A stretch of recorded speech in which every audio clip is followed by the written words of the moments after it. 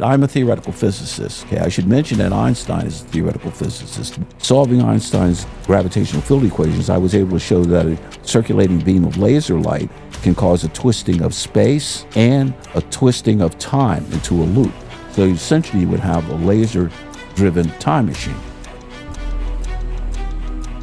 If I could build a time machine, I could go back to the past and see them again. So that became an obsession for me. It's the device that's creating these loops in time. So you can send information back to the point where the device is turned on, but you can't send it back earlier than that. The time travelers that we would see here could be our future selves who have encountered an advanced civilization on another world, and we use their device to come back here to the Earth. So a rotating black hole can not only bend space, but it can twist time into a loop. And along a loop in time, I could go back into the past. For every decision that you make, there's also the alternative decision, and it is happening, but in a whole separate universe. Once we're able to send ourselves information back to the past, imagine if we could have sent information to ourselves about earthquakes or tsunamis, the thousands of lives that we could save by just sending us ourselves information.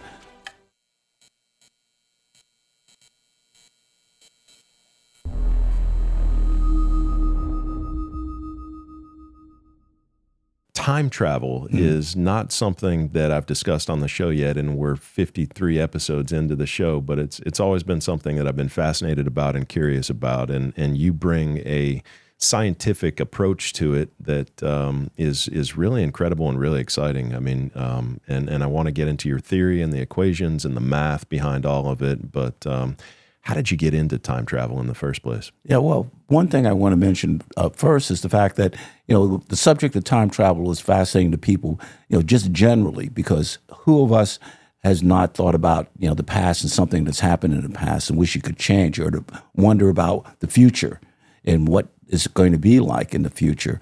I mean, for me, that is a key thing, because I grew up in New York, in the Bronx, and I was the oldest of 4 children. And my father, he had served as a battlefield medic in the Second World War, and he had used the GI Bill to become an electronic technician, and he was a television repairman, and he repaired television sets of people like Walter Matthau, and in fact, I have a picture that was signed by him, and I idolized him. I thought of him as being like the yes, I thought of my father as being the television repairman to the stars. And for me, the sun rose and set on him. I mean, and the thing, he looked like he was a healthy person, robust, healthy. What we didn't realize, my mother knew it, but we didn't, as children, is the fact that he had a weak heart. And he died of a massive heart attack when he was only 33 years old. I was 10 at the time. And to say I was devastated is an understatement. I went from being a really happy kid to being a very depressed kid. One of the gifts that he left me, and education was very, very important to him. He gave me toys like a crystal radio set and gyroscope, and he loved to read. And that was another gift that he left me. And about a year after he died, when I was 11, I came across the book that really changed my life. It was a Classics Illustrated edition of H.G. Wells' classic, The Time Machine. And in the inside cover, it said, "Scientific people know very well that time is just a kind of space, and we can move forward and backward in time just as we can in space." And when I saw that, I thought, oh, this is amazing. This is incredible, because if I could build a time machine, I could go back to the past and see them again and tell them what was going to happen and change everything. So that became an obsession for me. I should mention that I kept the obsession to myself. This was in the 50s. This Star Trek, I mean, all of the things that we take for granted now hadn't happened yet. And Sputnik hadn't even happened. So we weren't even sure we could go into space, let alone go in time.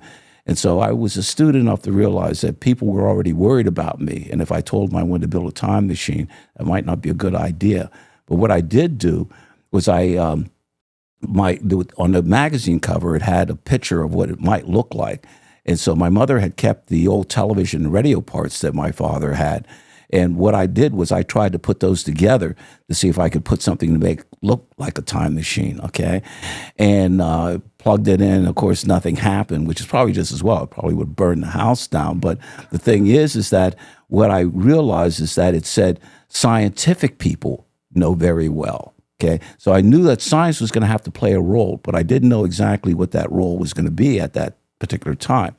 Now, I was a bookaholic, and what I mean by that is literally I would rather read than eat. I mean, in fact, after my father died, we really plunged into poverty. We went from the middle class to, I mean, it was really a disaster. My mother, I don't know how she kept it all together. The GI Bill helped a little bit, but even though she had a high school education as an African-American woman in the 50s, she could only get a job as a maid and things. It was really rough.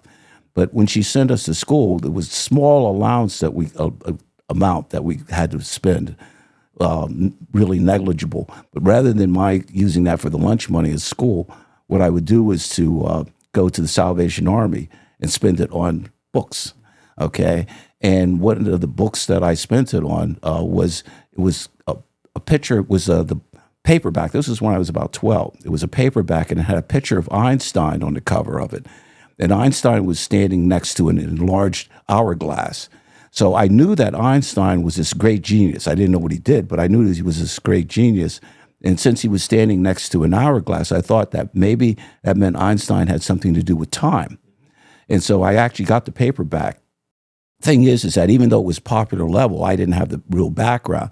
But when I got it, I did pick up that it said that Einstein, unlike the old physics of Newton, where nothing can alter time. Okay, that's it. But what Einstein said is that there are things you can do to change time. And so I thought, whoa, if Einstein says there's things you can do to change time, then maybe that might mean the time machine is possible. So Einstein became my second obsession. And I should mention that I knew that I was going to have to go to college in order to get the background that was necessary for this. But as I said, we were poor. And so what I decided to do was follow my father's footsteps. What I did was I went into the military. This was during the Vietnam War period. I went into the Air Force, in my case, and I was a computer technician, and I used the GI Bill when I got out. And that's how I was able to go to Penn State to get my bachelor's, master's, and PhD in physics eventually.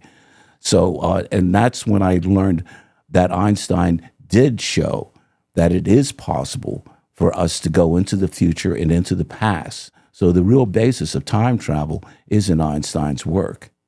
Incredible. So this has been a lifelong obsession, really, since you were 10 years old to go down this path, and that's of understanding physics and time travel, and that's really what drove you even to go to Penn State, then to follow your career in physics and to investigate this more so that you could potentially go back and see your father. Oh yeah. That was it. I mean, it was a singular obsession. I mean, even that's incredible. That's such an incredible story. Well, thank you, thank you. And it's been an incredible journey. It's had its ups and downs, but it's really been worth the journey.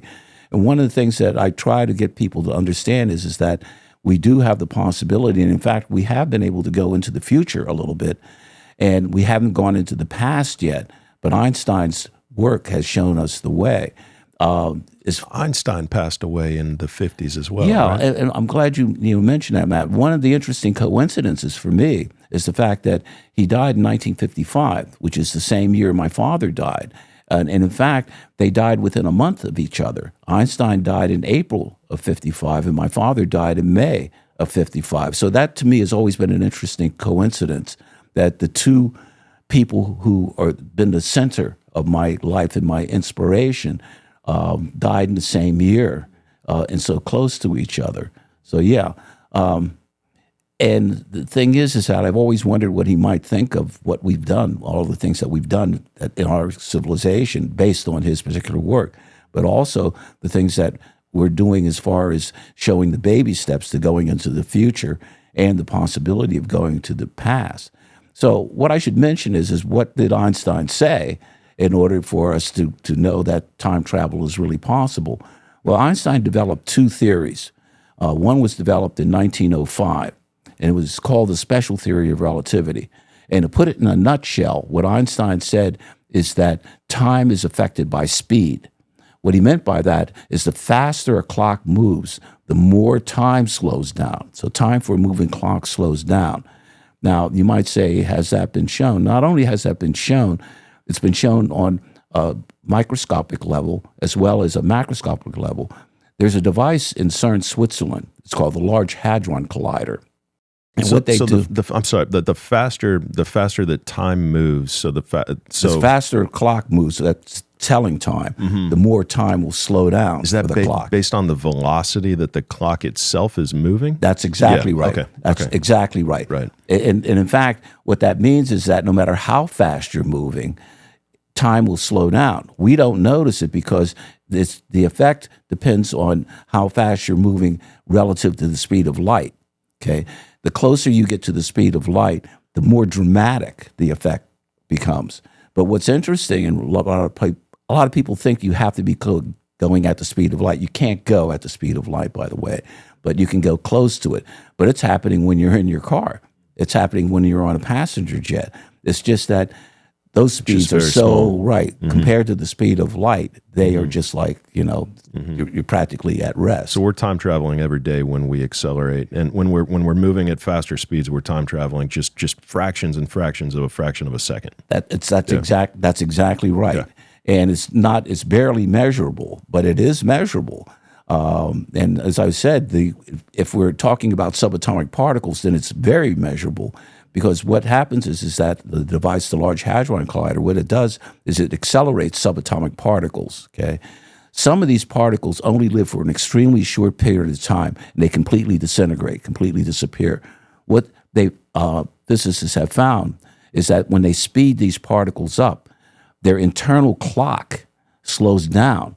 So when you speed these particles up, you can get these particles to go 10, 20, 30 times live longer than they normally would, because we can get them to go close to the speed of light. It happens even on a macroscopic level, though, too. And this is an experiment that's very not known very well. This was at the Naval Observatory back in the 70s. What they did was to take two atomic clocks. One of the atomic clocks was put on an ordinary passenger jet. The other atomic clock was kept at rest at the Naval Observatory.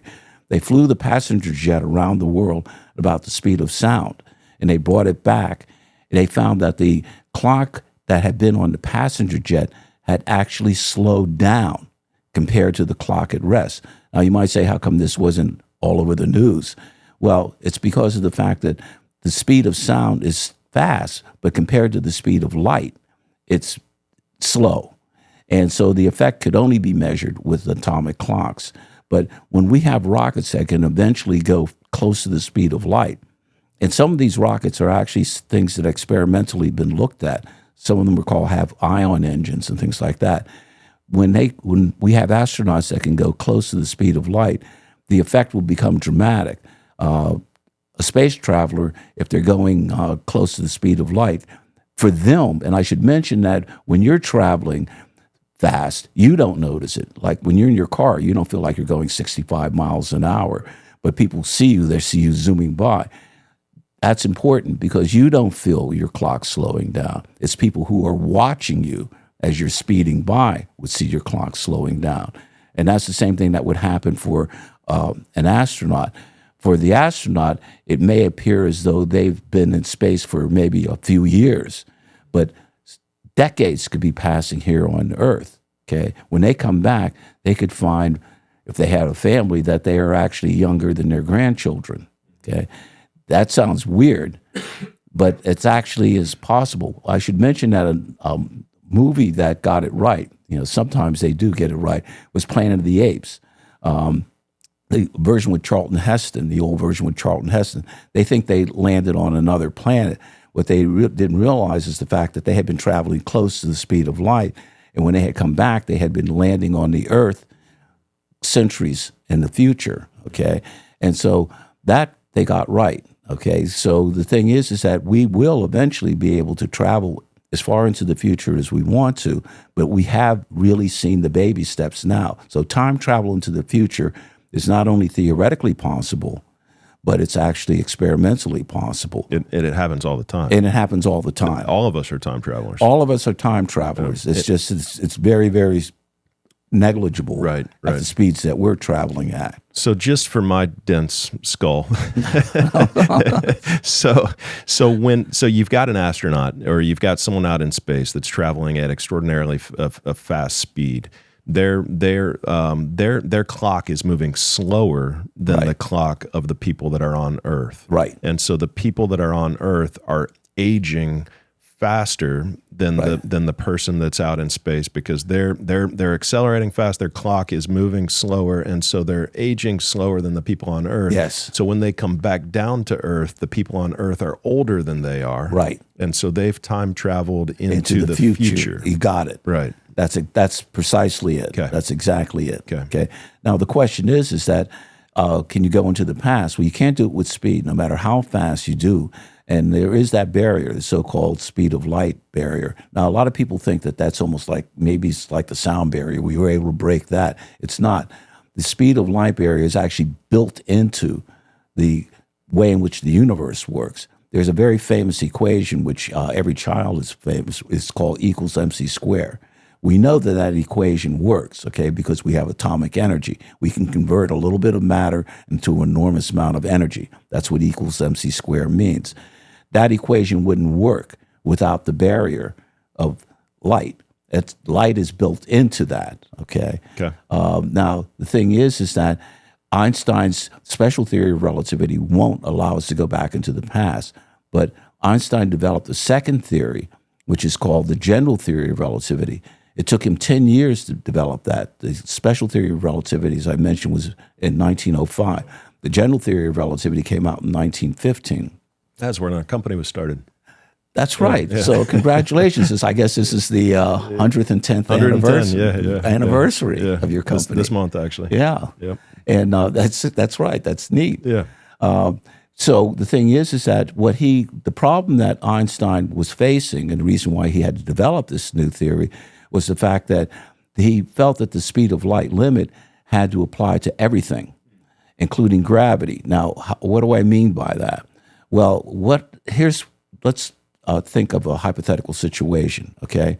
We know that the gravitational force of the sun is what's keeping the Earth in orbit around it, okay? Now, according to Newton, all right, that force was described by Newton, okay? And it works, okay? But there's a problem associated with it, and this is the problem that Einstein saw. Suppose there was a cosmic catastrophe, such as something destroying the sun. What would we see here on Earth? And I use that literally, what will we see here on Earth? Now, you have to remember that the speed of light is 186,000 miles per second, okay? It takes 8 minutes, right, for the light? That's right, exactly. That's right. That's exactly right. We're 93 million miles from the sun. So it would take 8 minutes for the light from the sun to get to the Earth. So if the sun was destroyed, okay, we would see the sun still sitting out there for 8 minutes. But now, according to Newton, gravity would shut down immediately. So that would mean that there would be no gravitational force here that's keeping the Earth in orbit around the sun. So we would have the following weird circumstance. If the sun was destroyed, we would still see it in the sky, but we would be hurtling off into space because gravity would have been shut down immediately. And what Einstein said is that implies that gravity travels faster than the speed of light. Because since when gravity shuts down, that means we immediately go off. But we still see the light from the sun it's taken that time for us to reach us. So the information that the sun isn't there anymore hasn't reached us gravitationally. Even though, and Einstein said, wait a minute, that's a contradiction. That's saying that we would be hurtling off into space and we would still see the sun sitting out there for a full 8 minutes. And so that implies that gravity is traveling faster than the speed of light. And so Einstein actually developed the second theory to take into account gravity, to say, well, gravity can't travel faster than the speed of light. Nothing can. And so that's what he said. But in order to do that, he had to develop a whole new way of looking at gravity. What he said is that gravity is not a force the way in which we thought it was. Gravity is a function of space, okay? And I'll give you a simple example of what he meant by that. Let's imagine that right here in front of us, we had a small trampoline, let's say a rubber sheet, okay? And suppose I had a bowling ball on that rubber sheet, okay? It would be bending the rubber sheet, okay? All right, and suppose that I had a marble that I put on that rubber sheet, okay? And I let the marble go. It goes towards the bowling ball. Now imagine that the rubber sheet is there, but it's transparent, okay?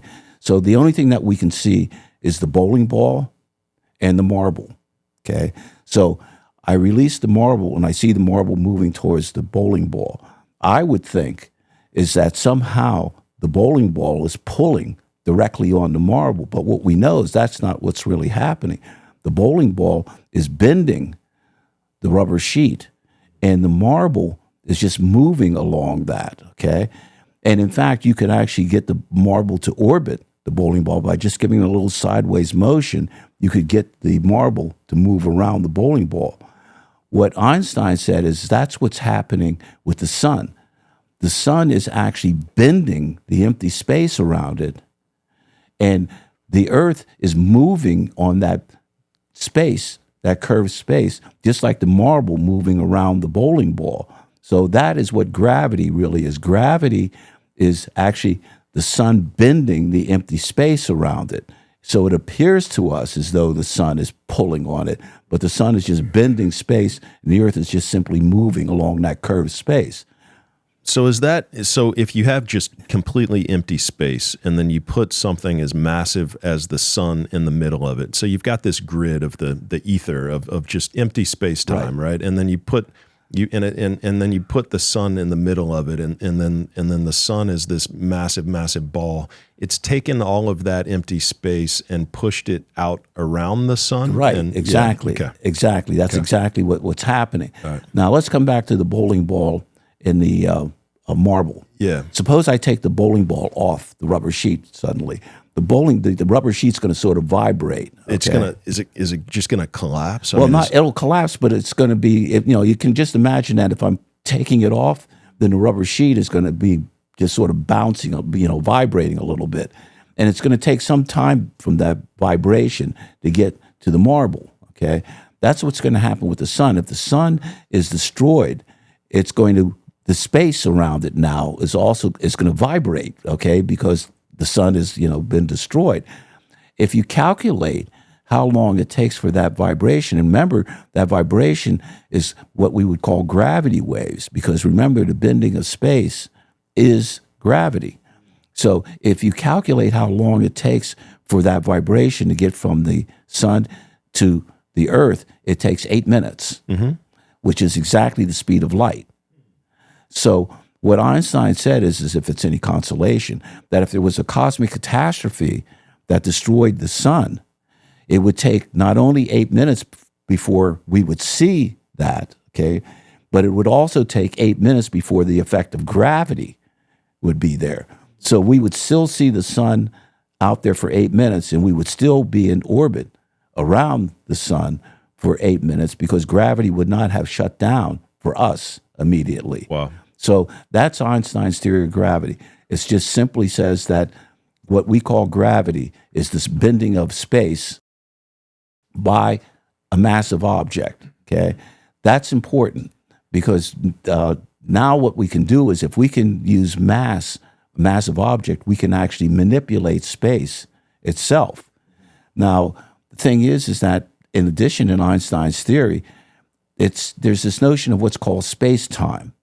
In fact, in Einstein's theory, space and time. Can I ask a question before we go to that? So if I'm just visualizing this correctly, and you've got this big, massive ball of the sun, and I think that this is kind of like it's a theoretical thing because to some degree because the sun, if it exploded or supernovaed or whatever, you still have all of those particles of the sun that still have mass within them. The sun would have to physically be taken out of the matrix. Oh, yeah. is the Oh hypothetical yeah, that's situation. right. Yeah, exactly. Here, so here we're talking about the sun being completely destroyed, just taken, right? Exactly, destroyed. But when we envision destroyed, it's like an explosion or something. But there would still be gravity there in that situation, right? Oh yeah, that's right. That's right. In fact, that's what happens in real space. But here we're talking about, if you just took the sun out completely. And so how I'm visualizing it then is the sun just instantly gets taken out completely, and space-time goes back to where it was. And what it's doing is it's pulling the space-time not just towards the Earth, but all around it is being pulled kind of from here as it's coming together, and it's pulling the space-time all around it back towards that center point, and that's the gravitational wave that's being created. That's right. And that gravitational wave is moving at the same speed that light is traveling towards the Earth. That's exactly freaking crazy, man. Yeah. That is wild. That is so cool. Yeah, I've never visualized it like that before. Right. But that's exactly what's happening. Yeah. Okay. All right. And now the thing is that it has an effect, though, as I said, that not only is space being affected, but time is being affected. In Einstein's theory, whatever you do to space also happens to time. So if you're bending space, that means you're bending time. Now, what does bending time mean? Okay. Well, in Einstein's theory, that means that time is affected by gravity. Okay. And what Einstein predicted was that the stronger gravity is, the more time will slow down. For example, what that means is that the clock here at the surface of the Earth, where gravity is stronger than up at a high altitude, the clocks at the surface of the Earth are actually running slower where gravity is than clocks at a high altitude.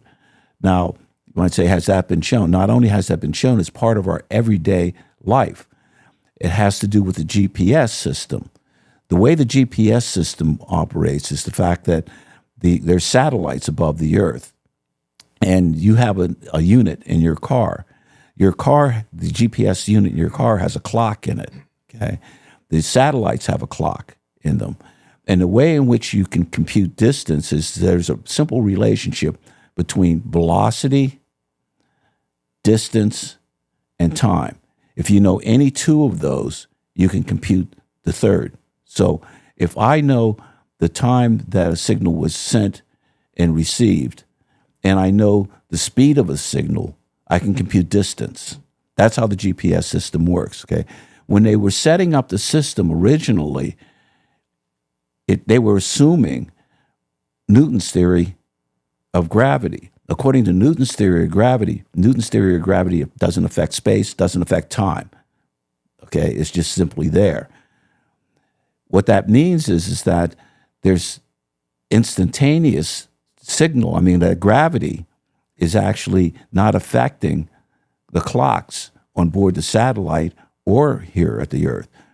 According to Einstein, however, clocks here at the surface of the Earth are actually ticking slower than clocks on board those satellites. So we have to use a computer to take that into account, the fact that the clocks are actually ticking at a different rate. When they did that, the GPS system was working properly. So very really, the practical outcome of Einstein's theory that gravity can affect space and time, or gravity is the effect of space and time, is real. And I say to people that whenever you're using your GPS system, you should give a silent nod to Einstein, because without Einstein's theory, it wouldn't be working. Okay, so we do know that affects time. Now, that's where my work came in, okay? Because what I realized was the fact that if you could use Einstein's work, then you might be able to manipulate time as well as manipulate space to go back into the past. And let me point out the fact that we already know potentially that this can happen. This has to do with a concept that's called the black hole.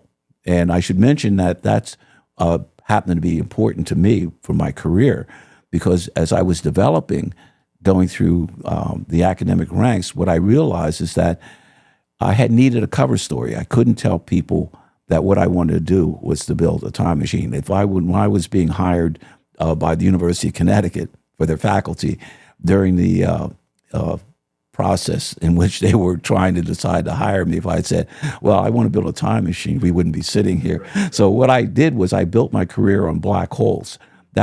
Because black holes affect time.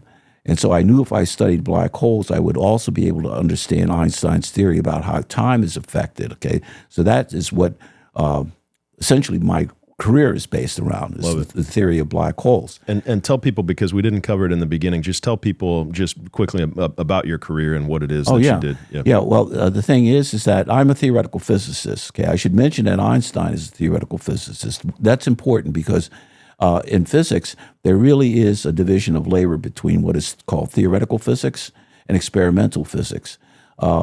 Theoretical physicists use equations to try to describe how the universe works. Experimental physicists actually build the equipment to show how the universe works, okay? Einstein came up with the famous equation equals mc squared. Einstein did not use that equation to build nuclear reactors or the atomic bomb. He was not responsible for that. That was experimental physicists and engineers. So my work is I've been able to use Einstein's equations to solve his equations to find out how time is affected. Okay, so that's my career. And as I said, my main specialty was the theory of black holes. Okay, and what a black hole just simply is, it's actually simple to describe. The way any star works is basically it's a hydrogen burning engine. Our sun is that. And what I mean by that is essentially hydrogen gases are pulled together by the gravity of the sun. And as they're pulled together and smash into each other, they create helium. Okay, the difference between the original hydrogen and the helium, there's a little bit of a difference in the energy that's given off. Okay, equals mc squared again. That's the energy that we get from the sun. Now, eventually, what's happening is there's a delicate balancing that's going on. The internal energy of the sun is pushing outward. Gravity of the sun is pulling inward. Eventually, that internal engine, the energy is going to get used up. And when that happens, the star will begin to collapse. Now, this will happen for all stars. But if stars are a little bit more massive than the sun, eventually what will happen is as the star collapses, the gravitational force around the sun, or that star, I should say, the gravitational force around that star will become greater and greater and greater. Eventually, it will come so great that the light that tries to get from the star to you on the outside, that light will get pulled back to the star. It's like anything. You've tossed something up, it comes back down. That light will get pulled back down. So if you're standing outside the star and the star has collapsed to a point where all the light gets pulled back into it, what do you see? Nothing, because all of a sudden it will wink out and it'll just simply be a black object, which a black object will look like a hole in space, hence the name black hole, okay? That's all a black hole is. It's just simply a star that's collapsed to a point where the light gets pulled in. There's an excellent example of that. It shows exactly what's happening. The reason why you see the light around typical black holes is not light that's coming from the black hole. It has to do with light that's happening as matter is being pulled into the black hole. It's heating up, and as it's heating up, it's glowing. So the matter that you're seeing from the black hole, because you can't see the black hole, that halo that's created is just due to gases that are heating up as the gases are being pulled into the black hole. So we know that they exist. And in fact, we now actually have pictures of black hole. That's one of those things that's been, for me, it's been wonderful because, all of my life I've been dealing with a theoretical object, and now we actually have seen black holes. Right. So the light that's being pulled back into the black hole, I mean, obviously the black hole is going to capture anything around it. It's going to continue to get bigger and bigger and bigger as it captures more objects and more gas and more rocks and more planets, and it all just gets pulled into the middle of it. And that's why in the middle of the galaxy we've got these supermassive black holes that over time have been collecting all these all these other solid objects, but also light. So That's right. So what happens if it's constantly capturing light from the universe, from the galaxy? It's constantly pulling in any light that gets close enough to it to be captured by its gravity. Where's that light going? Well, that's a question, okay? Yeah. Because we can't see what's going on inside the black hole. All we can see is the black hole will get bigger as a result, and it'll just get bigger and bigger and bigger, okay? It'll just swallow up whatever it, is around it. We don't know what's going on in the inside. There's been all kinds of speculation about what's going on inside of a black hole. We don't know. So that is something that we don't. But it turns out, incidentally, that there are two types of black holes. There are black holes that aren't rotating and black holes that do rotate. Now, the reason why I've distinguished between those two is the effect they have on space and time is different. Remember that I said that we know from Einstein's general theory of relativity that time is affected by gravity. That means that as you go close to a black hole, time will slow down. If you're standing outside of a black hole and you were looking at someone who was moving towards the black hole, you would see that person's clock ticking slower and slower and slower as they get close to the black hole, okay? And this is a real effect. And we know it because, as I said, this is actually the basis for the GPS system. We know that gravity does slow time down. I should mention there's a movie that gets this right. It's really a brilliant movie, Interstellar. Interstellar gets it right. Yeah, what they have is they have people going on, these astronauts that are going on a planet that's close to a black hole. And since they're close to a black hole, time for them is slowing down. Their partner who's on board the mothership, so to speak, which is away from the black hole, time is ticking at a normal rate for that person. So when they come back, they find that the person on board their mothership is older than they were, and that's because of the fact that they were close to the black hole. So they got it right, and that's it's a beautiful movie, by the way, on a number of different levels. But the thing is that we do know that time slows down. But now the thing is that with a rotating black hole, something else strange happens. Not only does time slow down, but time itself gets twisted. Now, what do I mean by that? Okay, here I'll use an example. Suppose that I have a strip of paper in front of me here, and suppose that I write a timeline on it, okay? So at the bottom of the line, let's say I put the past, yesterday. At the middle of the line, I put today. At the top of the line, I put tomorrow. All of us throughout our entire life, we're not, of course, aware of it, but we all move along this timeline from the past to the present to the future. Okay. So how can we visualize time within space-time? Like you see the dimensions of space, length, width, and height, and I think the confusion always comes in from people. Okay, well, how does time fit into that? And are you saying that within space, that time could be visualized as a line, as a vertical line with past, present, and future? That's right. On it. Exactly. In fact, and that's so the present moment is we are on that point in time within. We are on that timeline at that point. Okay. In fact, you describe it exactly, because what you do is you're actually putting a line of time into space.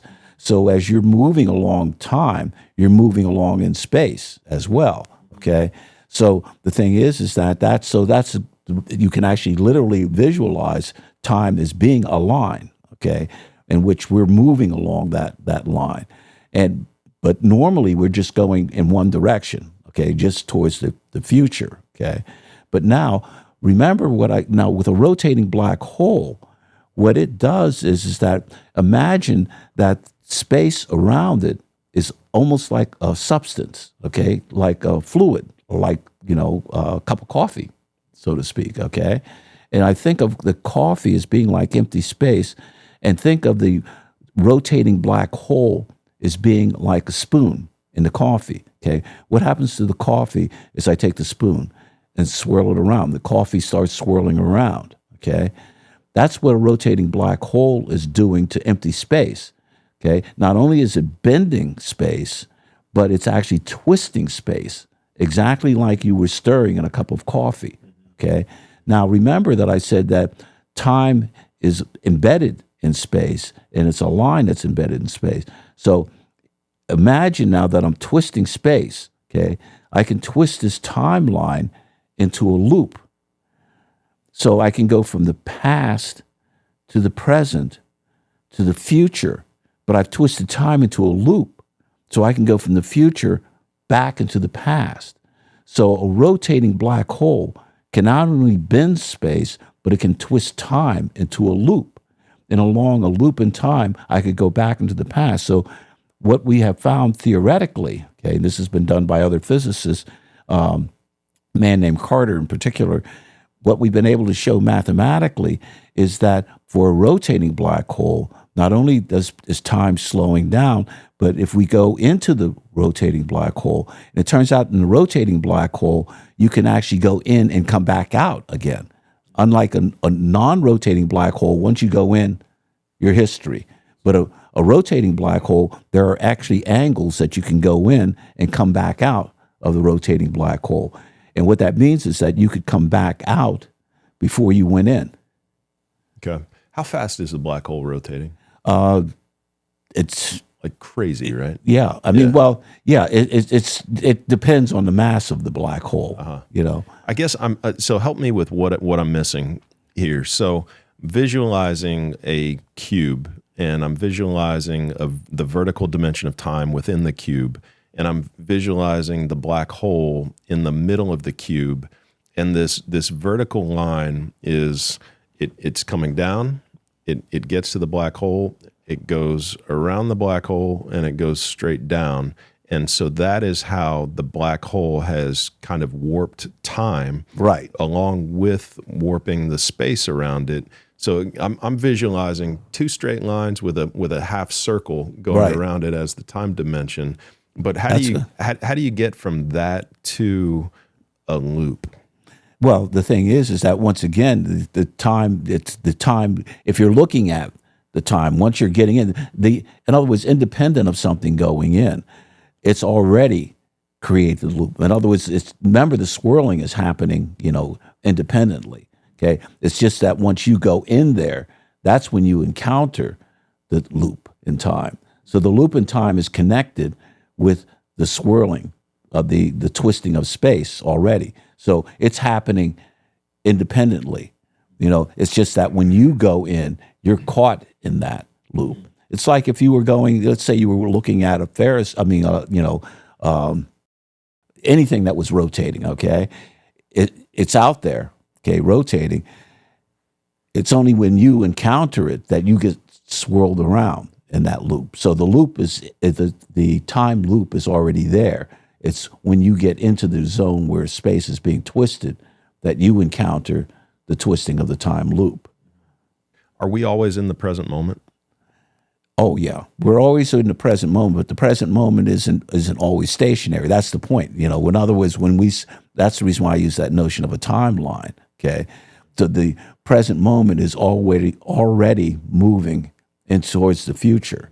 So, and that it's moving relative to it's moving at different speeds based on where you are, how fast you're moving, how much gravity there is, basically. That's right. So it's relative. It's all relative to where you are. Yeah, right. Exactly. To where you are and how fast you're moving. Exactly. Yeah. Interesting. Yeah. Okay. Yeah. Okay. Sorry. So the thing is that, but where my particular work came in, okay, and as I said, that's my specialty were black holes. I was interested in, is there another way that one can do it? Because, number one, it's kind of hard to get to a rotating black hole or any kind of a black hole. But I wanted to know, is there kind of a terrestrial way, some type of, something that could twist time into a loop in another way? Einstein's theory has another strange aspect. We're used to the notion that matter creates gravity, okay? The gravity of the earth keeps us anchored to it. The gravity of the sun keeps the earth in orbit around it, and so on. In Einstein's theory, In Newton's theory, that's it. The only thing that can create gravity is matter. In Einstein's theory, not only can matter create gravity, but light itself, which is not matter, which is pure energy, light itself can create gravity. Okay? That's important because, and this is where my particular work, you might say, was part of my breakthrough, was what I realized was that if gravity can affect time and light can create gravity, then light can affect time, okay? And what I looked at was a particular type of light. There's a real device that's called a ring laser. A ring laser, a simple way of thinking of a ring laser is imagine that you have a square and you have mirrors at each corner of the square, okay? And suppose that what you have is a light beam, a laser beam, okay? And this is important that it's a laser beam, by the way, okay? You have a laser beam that comes in through one of the mirrors, let's say a semi-transparent mirror, and hits one of the mirrors. Suppose each of the other corner mirrors are totally reflecting. So I have a laser beam coming in, hitting one mirror, moving to the next mirror, hitting the next mirror, and going back to the original mirror. So that creates what's known as a circulating beam of light. Okay, so a circulating beam of light is just simply a light beam that's moving around in a loop. Okay, that's a ring laser. Okay, now it's moving in a square, I guess, or it could be any as long as mirrors. it's a closed loop. Okay, you could have it by doing it in a square, but there's other ways that you could actually do it too. 5 could be a million different mirrors, but it's not traveling in a circle, right? I mean, it's going straight line. Well, it could be traveling in a circle. I mean, the thing is that there's actually what are known as photonic objects that you can control the direction of light. So you can get it. The main thing is that it's moving in a closed loop. So whether the loop is a square or a circle, it doesn't matter. Just as long as it's a loop. Okay, that's the key thing. Okay, and what that does is that what I did was there's a set of equations which are called Einstein's gravitational field equations. Extremely complicated set of differential equations that describe how space and time are warped by matter and energy. Okay. And what I did was I actually solved those equations, okay, mathematically for a circulating beam of laser light, okay? And what I found was two different effects occur. The circulating light beam will cause a twisting of space, a lot like what's happening with a rotating black hole, okay? That's one of the effects that I found, okay? So this twisting of space, however, happens initially, okay, just by, due to the circulating beam of light. But in addition to that, if the twisting of space becomes great enough, then what I was able to show subsequently is that you can twist time into a loop. So by solving Einstein's gravitational field equations, I was able to show that a circulating beam of laser light can cause a twisting of space and a twisting of time into a loop. So essentially you would have a laser-driven time machine. Okay, and that I did mathematically. So once again, that has to be done, shown experimentally. But the important point is that based on Einstein's general theory of relativity, I was able to show that it is possible to cause a twisting of space and time using a laser beam, circulating laser beam. The math works. The math works, yeah. Once again, and it's based on Einstein's, equations. That's why I take it seriously, okay? And as a theoretical physicist, right. the math works, and that's what you do. That's your job. That's what I do, You would need an experimental physicist to be able to test and to create the machines and to create the engineering part, exactly. Yeah. And what people, once again, forget about is just exactly that equals MC squared, once again, coming back to Einstein, took Einstein's brain power, okay, and a lot of coffee and the same thing in my particular case. But to build the equipment takes funding, okay? Right. And just a simple example of the device that I was mentioning earlier, the Large Hadron Collider in CERN. Now, That wasn't if I talk about it, that these, how expensive does it sound that it's going to take to, just push particles together, like right? $20. Yeah, right, exactly. 10 billion. Right. Yeah. And that's that's the problem. I mean, and like going into space, people, forget that it costs billions of dollars to go into space. Once again, atomic energy, with the Manhattan Project. So part of the problem is the funding, part of this. And that's something that hasn't been done yet. I had a partner who was interested in the experimental part of it, but we never got to that particular point because of the funding. One of the other things, at least in this country, that happens is the fact that there's a lag when we decide on getting certain developments occurring. I'll give you an example. We have landed on the moon, but it was actually Sputnik that got us there. Almost certainly, yeah. It was that's the thing that gave us the impetus to want to follow through on it. Yeah. And the same thing, it was the Second World War that got us from E = MC² as a theory to atomic power. Right. Okay. Right. And so on. And what I'd say is that if the CIA tomorrow found out that North Korea was working on time travel, I would have more funding than I know what to do. Right. For sure, I mean, that's just just the fact. So so the theory is out there, and in fact, some other physicists have said, we know that we can go into the past theoretically. It's now an engineering problem, but until we decide that we want to look at it, and that's the other aspect. There are spin-offs that happened on the way to the road of this. The spin-offs are, for example, is that the twisting of space, for example, that I predicted that happens for a circulating beam of light. That doesn't require, I should mention that the twisting of time, the energies that are required by this, and this has been, a critique that I've had from my colleagues. They say, yeah, okay, the physics is, the math is there, but the energies that's going to be necessary to cause a twisting of time are, galactic, and they're completely right. But the thing is that there's another theory that might reduce that, by the way. It's called quantum theory, and we'll come back to that. But in any case, even before you get to the twisting of time, the twisting of space doesn't require that level of energy. And the twisting of space could lead to warping of space that could lead to...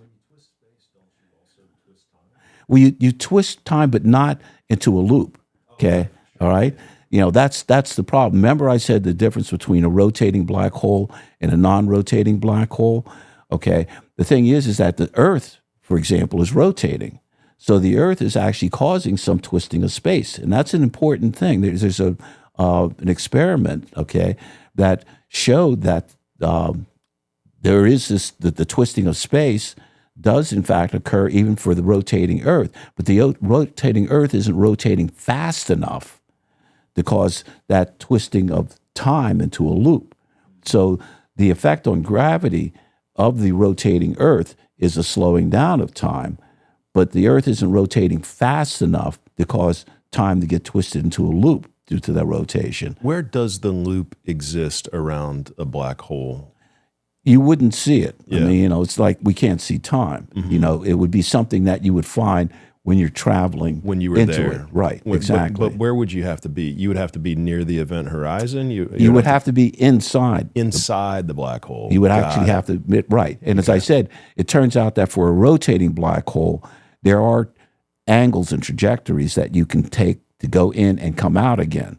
Unlike a non-rotating black hole, there's no angle. Once you go into a non-rotating black hole, that's it. But a rotating black hole, there are ways that you can go into the black hole and come back out again. I mean, black holes are in theory time travel devices. That's right. Yeah, but if you can survive the getting into them, right? That's right. I mean, this once again, you could survive getting into even a non-rotating black hole. It's just that once you get into it, you're going to continue to go towards the center, and then that's where the problem is. You can't get back out. Okay, with the rotating black hole, you can go in and come back out, so you could survive it. So you're stuck in a loop. You're stuck within the black hole in a loop of past, future, present, and That's right. who knows what else is Exactly what you're experiencing within that. when you're getting into it. Yeah. Right. Wow. That's amazing. So, okay. So how does light create that loop in time? So I guess the first question: how does light create the bending or warping of good space? question. Remember that, and this is simplifying things. Yeah. But once again, it comes back to Einstein's other famous equation, equals mc squared. Remember that equation relates matter and energy. That equation can be read in both directions. Normally, we talk about the fact that we can create an enormous amount of energy from matter. Okay, that's what atomic energy is. But remember, I can talk about the equation from the other direction. If I have pure energy, that means that acts like an effective mass. So pure energy, if it acts like an effective mass, and remember, mass can create gravity.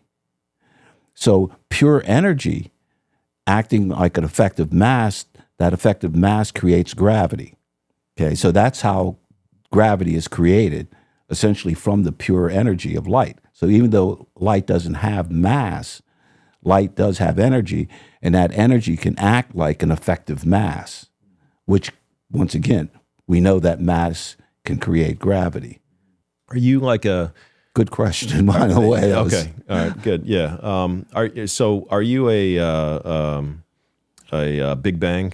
Oh yeah, I mean that's another one of my areas. Okay. Right? Actually, in fact, the main areas that were my specialty. In fact, if you look at the papers that I published, there's more on that, on both black holes and the Big Bang theory of the universe. Okay. Yeah, maybe we come back to that in a little while. I'm curious to get your thoughts on that, and got several questions about that I've never asked anybody of your understanding of the way that things work. So I'd love to chat with you about that maybe, Sure. but it's probably a little bit out of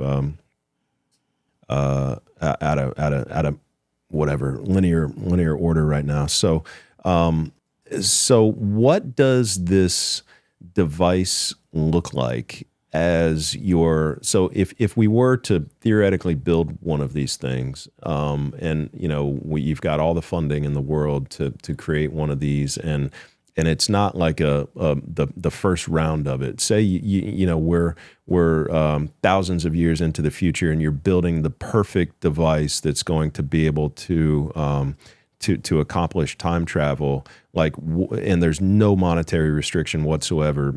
What does it look like? How big is it? What are the components of it? And what does it look like? Yeah, well, there's two aspects of that. Number one, remember I said there's a twisting of space that's happening first. So you would do two experiments. One is a lower level energy experiment that would show that a circulating beam of light would cause a twisting of space. It would be just a cylinder of light. You can create a cylinder of light, but a number of different ways. Okay, I talked about using mirrors, but as I said, one doesn't have to use mirrors. You can actually use intersecting light beams to do that. Okay, but it would really literally be, if you were to look at it, would be a glowing cylinder of light that you would have, a twisted cylinder of light. Laser light. Laser light, exactly. That's what it would look like, okay? There's some documentaries that I've done that actually have, pictures that, and I should mention that my experimental colleague created, his name was Chandra Roy Chowdhury, created, and it's not a working device, but it looks like just a cylinder of light. Okay, that's what the device would look like. Okay, and so you would need somebody, if anything, any object or any person, anything within that space would have the capability of time traveling once the machine was turned on. That's right. Okay, that's right. So you would need somebody on the inside, and you would need somebody on the outside to turn the power on. That's right. To the thing. That's right. Okay. Yeah. Okay. And so you would make it big enough that a human body could fit within there. Potentially, but what we're interested in is the possibility of sending information. Okay, sending human beings. Yeah, that would be good for sports. That's fun, but right? Right? Exactly. In the stock market and things like that. But information is what we're interested in initially, and information is we're an information society. I mean, that's it. That's what modern civilization is based on is information. Okay, so we would try to send information back, and so people would say, "Well, what kind of information would you send back?" Well, this brings in another science. It's called quantum theory. Subatomic particles can spin like a little top. Okay, and normally these particles have only two spin directions that they have. A top can normally spin in any direction, but they can either spin up. In other words, if it's rotating, that has an arrow that shows the direction of the rotation around it, or it can spin down. Okay, that's it. Okay, now imagine that you have a stream of subatomic particles and you have like spin up, spin down. And let's suppose you assign a 1 to the spin up direction and you assign a 0 to the spin down direction.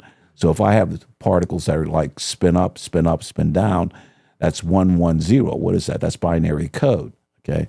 So what I could do is send in a beam of particles with, certain orientation of the spin, and then I would have to have a detector at the other end of this that would take that binary code and put it into, the information that we do, just like what your laptop does. Okay. So by using binary code and by using spinning subatomic particles, we can do that.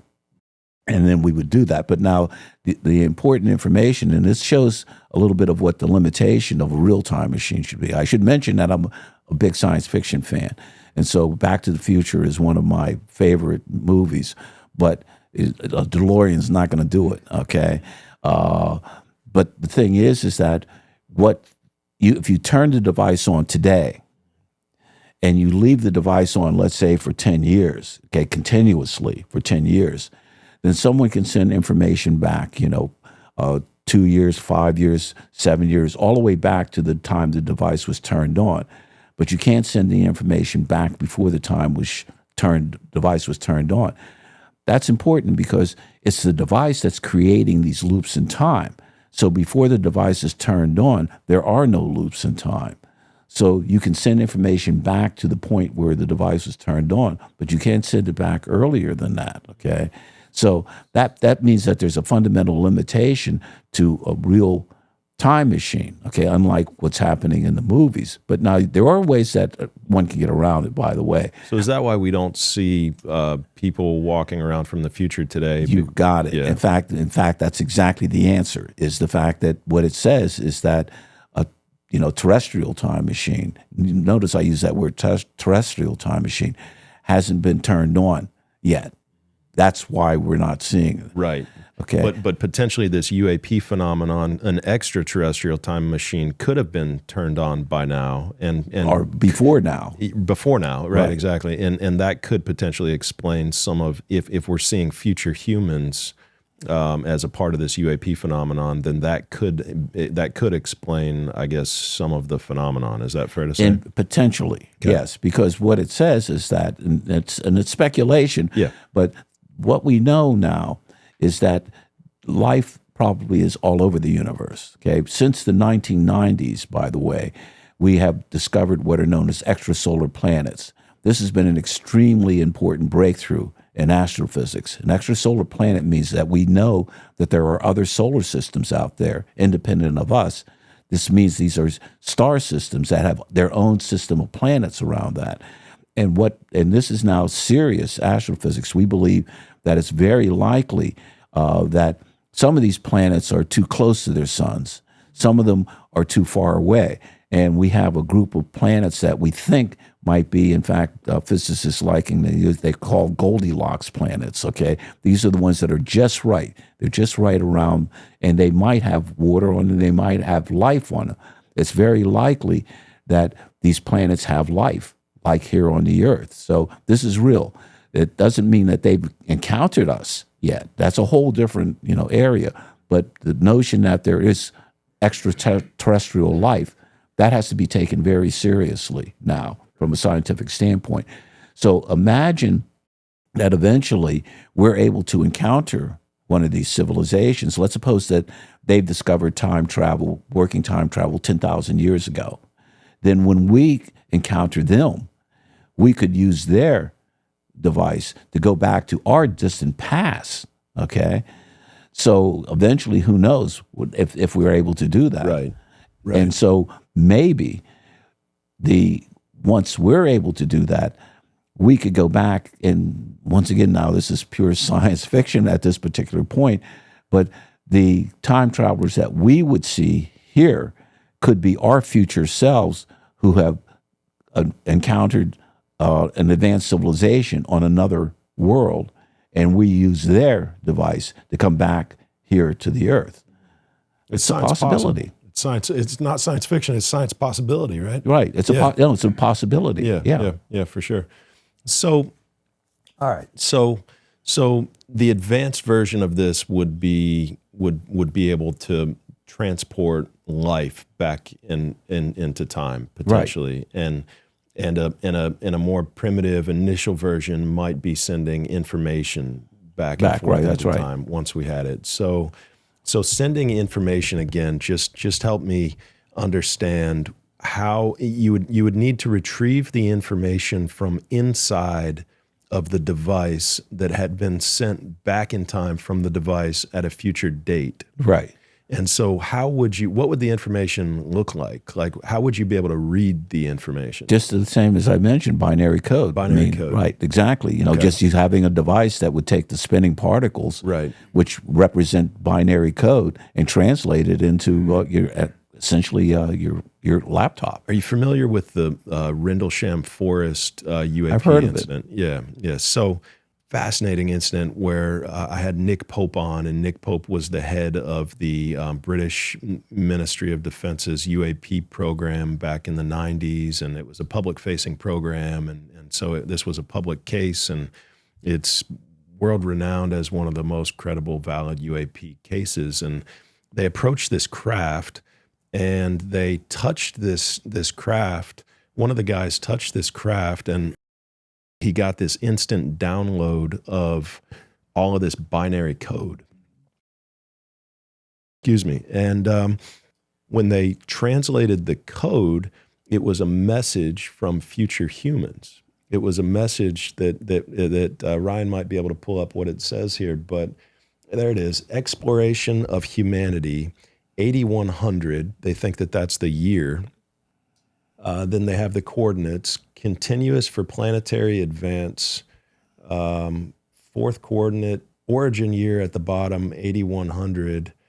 I thought there was some other message in there as well, but he wrote down, because he touched this craft and got this download of all this information, these zeros and ones that formed this message, and all of these coordinates were from these places around the planet that are like these extraordinary places, whether it's man-made or what. But I just wonder, could that have been somehow related to your theory here, to exactly what we're talking about? Well, the thing is that one has to have some sort of a way of verifying it. I mean, that's the main thing. I mean, in what I'm doing, I should mention that it's based on equations, but the equations that I have show precisely how you can cause this twisting of space with certain light beams, okay? And that is a verifiable equation. That we're not sure how to, to verify, what the cause of that's what they're talking about, So, and I should mention that's an important thing to me, this verification, this whole scientific method thing. Exactly. I've slightly overrated at times, but yeah, I'm with you. Well, no, but for me as a scientist, I mean, the equation I've come up with. There's a book that I've written that's been translated into a number of languages: Chinese, Japanese, and Korean. Yep. I can't read those, but the equation looks exactly the same exactly the same in all those things. What it means is that that can be verified or falsified independently of me. Okay, but that's the verification, process. Here, what you need is to have some sort of controlled way. In other words, is there other ways? Is there other things that have been done that one can use that to say, oh, okay, this is someone that's really communicating with us, and so it's not clear exactly what's going on there. It's intriguing, but it's not clear. Yeah, sure. No, that's fair. So I think I get it. I think I understand how it works. What do critics say about your work? Well, as I said, the main thing is that when it comes to the space twisting portion of it, which doesn't require that much energy, it's something within our technological capabilities. The other aspect of it, the twisting of time, the energies that are required there are, as I said, they're galactic. I mean, they're enormous from a classical standpoint. I keep using this word classical because Einstein's general theory of relativity, Einstein's whole theories of relativity, both special theory and the general theory of relativity, are what are known as classical physics. And by classical physics, it means it does not take into account quantum theory. Okay, and that's important because quantum theory adds a whole new dimension, so to speak, to what we're talking about here. And so, can this energy barrier be overcome? I'm not sure. The thing is that quantum theory might allow that as a possibility. And why do I say that? Well, even come back to Einstein's famous equation, E equals mc squared. When he first developed it, people, engineers knew right away, well, this might lead to a possibility of, taking a little bit of mass and converting into energy. They could see that right away. The question was that theoretically, but experimentally could it be done? At that particular point, even Einstein was skeptical as to whether it would have a practical, application. What changed that? Quantum theory. And what I mean by that came with chain reaction, with atomic physics. Okay, the whole notion that we could convert, or that quantum theory is what's behind how we understand matter and energy, on a microscopic level. Okay, and it was at that level that we were able to convert matter into pure energy. So that's why I'm saying that quantum theory may allow us. In fact, quantum theory has some very strange aspects to it. Literally, energy barriers that normally, if you throw a ball against a wall, it bounces back. One of the simplest aspects of quantum theory, which is very weird from what we see, is the fact that you can have an energy barrier that is higher than the energy of the thing that you're putting in. You would expect it to bounce off, but it can do what's known, the phenomenon is known as tunneling. Tunneling allows for the particle to have a probability of actually appearing on the other side of the barrier without breaking the barrier. That does not happen in classical physics. I use that as one simple example. Quantum theory, when that's put together with Einstein's general theory of relativity, could lead to the possibility of reducing this energy barrier. I have not put quantum theory into what it is that I have done. Okay, so it's classical general relativity. We do not have a complete theory of Einstein's relativity and quantum theory. We have it at the special relativity level, but we do not have it at the general relativity level. That is still, so a quantum theory of gravity is still something that we have not yet achieved. So my hope, and it's just a hope at this particular point, is that that energy barrier will be overcome. But what my critics have to say about the fact that the energies that are required at this particular level are like beyond our technological capability, I happen to agree with them. So it's nobody's disagreeing with the math. Right. Yeah, nobody's disagreeing with the math. It's it's Einstein's, right? Right. If you're disagreeing with the math, that means you're disagreeing with Einstein's general theory of relativity. Right. And when did you have this big breakthrough? at the beginning of this century, literally. I mean, for me, that's always an interesting thing. It was literally in the year 2000 that I had the breakthrough in realizing that circulating beam of light could cause a twisting of space and time. One of the things that I really was pleased about, and this is a personal thing, I gave a professional talk at, this was in 2002. There was an international conference, the International Association of Relativistic Dynamics. This is a conference that goes on every couple of years, literally all over the world. It's been in Israel, it's been in Switzerland, and this particular year, the year 2000, they were holding it here in the U.S., okay, at Howard University. And I was invited to give a talk about my, new work. I was nervous about it because this was going to be a professional talk, and some very heavy hitters in the audience were there. One in particular was a man named Bryce DeWitt. He was the director of the Center of Relativity at the University of Texas in Austin, okay? A man who did not suffer fools gladly, okay? And when he came up, I have a very interesting incident I talk about I've written a autobiography called Time Traveler, in fact. If you don't mind, Mike, please. Pointing it out. Yeah, plug it. This is the book, and the thing is that he gave his talk just before mine, and he came up and he said, "I tell speakers that you really don't need more than 6." This was in the age of transparencies. More than 6 transparencies to really get across your idea.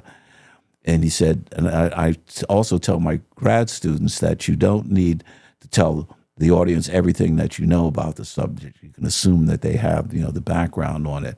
Now, here I am. I have a bulging thing. It's 26 transparencies, and and I'm saying, "Oh, great!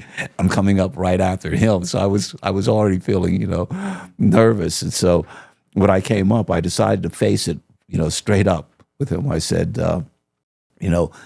I have to tell you that I have no more than 60 transparencies. I said, no, I said 26 transparencies. I said, and when I found out that Professor DeWitt was in the audience, I felt like I was back in grad school, and I had to tell him everything that I knew about the subject, and everyone, laughed.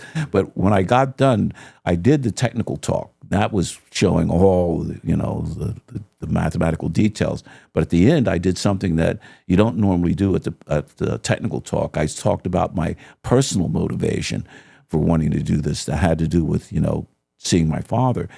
And DeWitt, now, this is the thing that still, for me, is extremely important professionally and personally.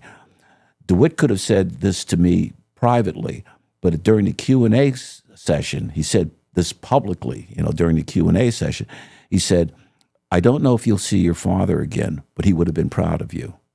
I can't tell you, even today, how much that meant to me, just brought everything, back around, full circle. And the thing is that it turns out that there is that limitation in my work, that just with my device, I'm not going to be able to, to see him again. But I feel like I've taken steps in the right direction of showing about the future. Because imagine once we're able to send ourselves information back to the past, imagine if we could have sent information to ourselves about COVID or about earthquakes or tsunamis, the thousands of lives that we could save by just sending ourselves information. So to me, it's important that that I've helped to take the first steps in that direction. But so the future mankind will be able to make use of this possibility of changing our destiny in a positive way. Yeah, you think about your dad every day. You mentioned oh, yes. at dinner last night. Yeah. To me, this is 70 years ago is when he passed away, and I think of him every day. Yeah. Yeah, it's an incredible story, and it's an incredible passion that's fueled just a huge advancement and a huge understanding of science and the possibilities that exist for us in the future as technology improves. So it's it's an incredible story. A couple of random questions, maybe. Gravity, is it is gravity real, or is gravity something that we can measure? Well, absolutely. I mean, the thing is that in Einstein's theory, I mean, we thought of it as being a force. Yeah. But we do know, in fact, that it's the bending of space, and we can actually see that. I mean, one of the other predictions that I didn't mention was the fact that Einstein predicted that, for example, if you have the sun, okay, suppose that you have stars that are behind the sun, okay? Now, you're not going to be able to see those stars. But Einstein predicted that because the sun is warping the space in between us and the stars, that the light from those stars, as the light passes by the sun, the warped space will cause that light to bend. And so we will be able to see stars that we couldn't see that are behind the sun due to the warping of space. And he predicted exactly how much of that bending would be.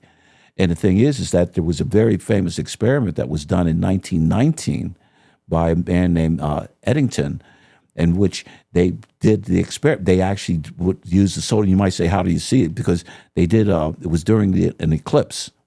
What they did was during the solar eclipse, you know what's happening, during a solar eclipse, so the sunlight is blocked out. So they looked at the sky when there was a certain region of space where they knew where the stars were. Yeah. And then when the sun was in that region, which would have blocked the light, but during the eclipse, what they were able to see was a shift in the position of those stars, which means the light from those stars were being bent by the space that was right. So yeah. That was a precise, very precise, for sure. example. For sure, yeah. No, I guess I argue with my 16 and 18-year-olds about this a little bit, and it's like, is it, I get that we can measure it, and now I can, kind of visualize what warped space-time looks like, and we can measure gravity based on the size of objects, and maybe Mercury is one of those that doesn't quite measure out in terms of the equation properly because there's so much gravity that's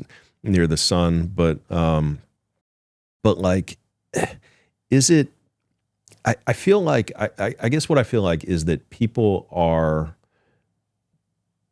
not recognizing the reality of space-time because they're so hooked on this concept of gravity, and that it's kind of holding us back, and that Einstein showed that gravity is not really a force, it's more of an illusion, it's more of an outcome of warped space-time. That's right. Than it is like an actual thing. Right. But everybody's so obsessed with gravity and thinking that they know how things work and how objects interact with each other, but it's really just warped space-time, and that it feels like that's holding humanity back from really understanding the reality of the universe, the ether. Yeah. Well, it does, but that's because of the fact that we don't have to encounter it every day unless it's on an indirect level. An example that I was using of the GPS.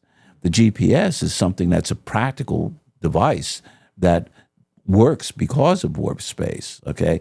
So but we don't live with seeing the warp space, okay?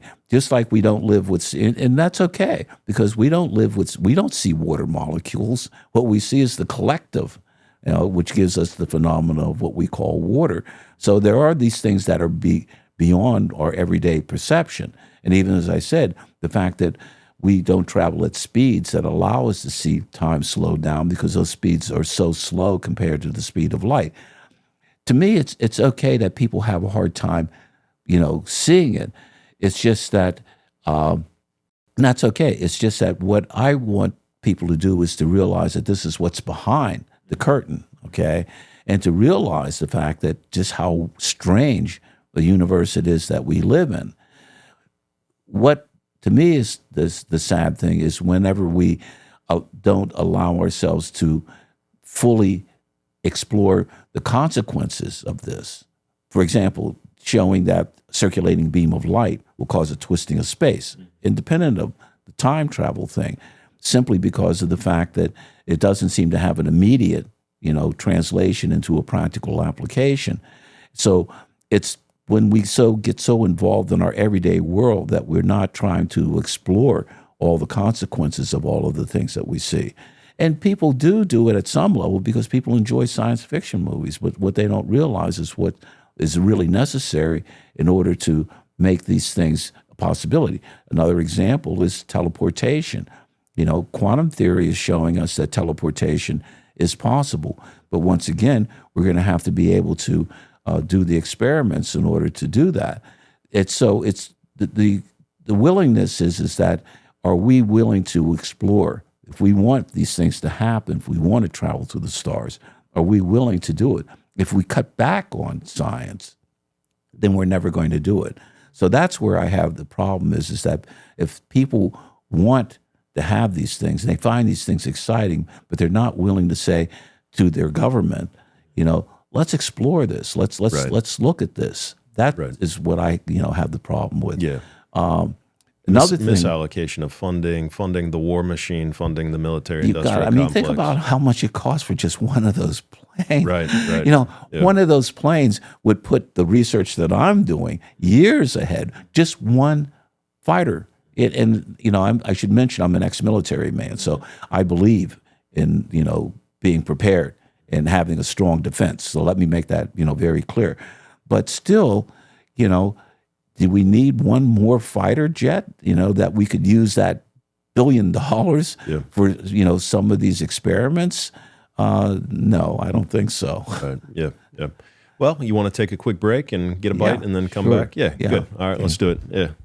What about any issues or problems with going back into the past? Like people often comment, like if you go back and change something, is that going to impact future scenarios or future incidents, and can that be a bad thing? Is there risk to time traveling back into the past and changing something? Yeah, that's a good point, because there is. Going into the future, there is no problem really. Okay, but going back into the past, in fact, one of the great movies, time travel movies, that points that out is Back to the Future, where Marty McFly goes back and his mother becomes interested in him rather than his father, and so he doesn't get born, and so all of a sudden he starts disappearing. Okay, that actually is an example of the grandfather paradox, where if you go back into the past and prevent your grandparents from meeting each other, then they don't have your parents, and if they don't have your parents don't have you. So if you don't exist, how could you go back? That's called the grandfather paradox, and that is actually a serious contradiction associated with time travel back to the past. But now there's everything we've been talking about so far has been dealing with relativity theory.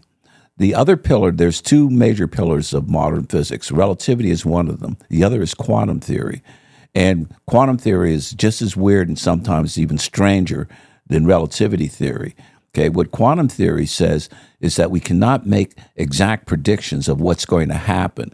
We can make probability predictions. In other words, I can say what is probably going to happen, but I can't say precisely what's going to happen. And this happens at the atomic, level. But it does have, implications for the possibility of time travel, only in a strange roundabout way.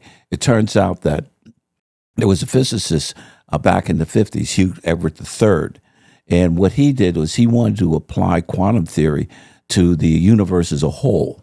Okay, and what he found was the following consequence. Suppose that at dinner this evening, you were looking at a menu, and you saw item A and item B on the menu, and you decided that you were going to choose item B. At that instant, there would be a split of the universe. No, not in the universe, but of the universe. There would be a you that chose item B, but there would be another separate universe in which you chose item A.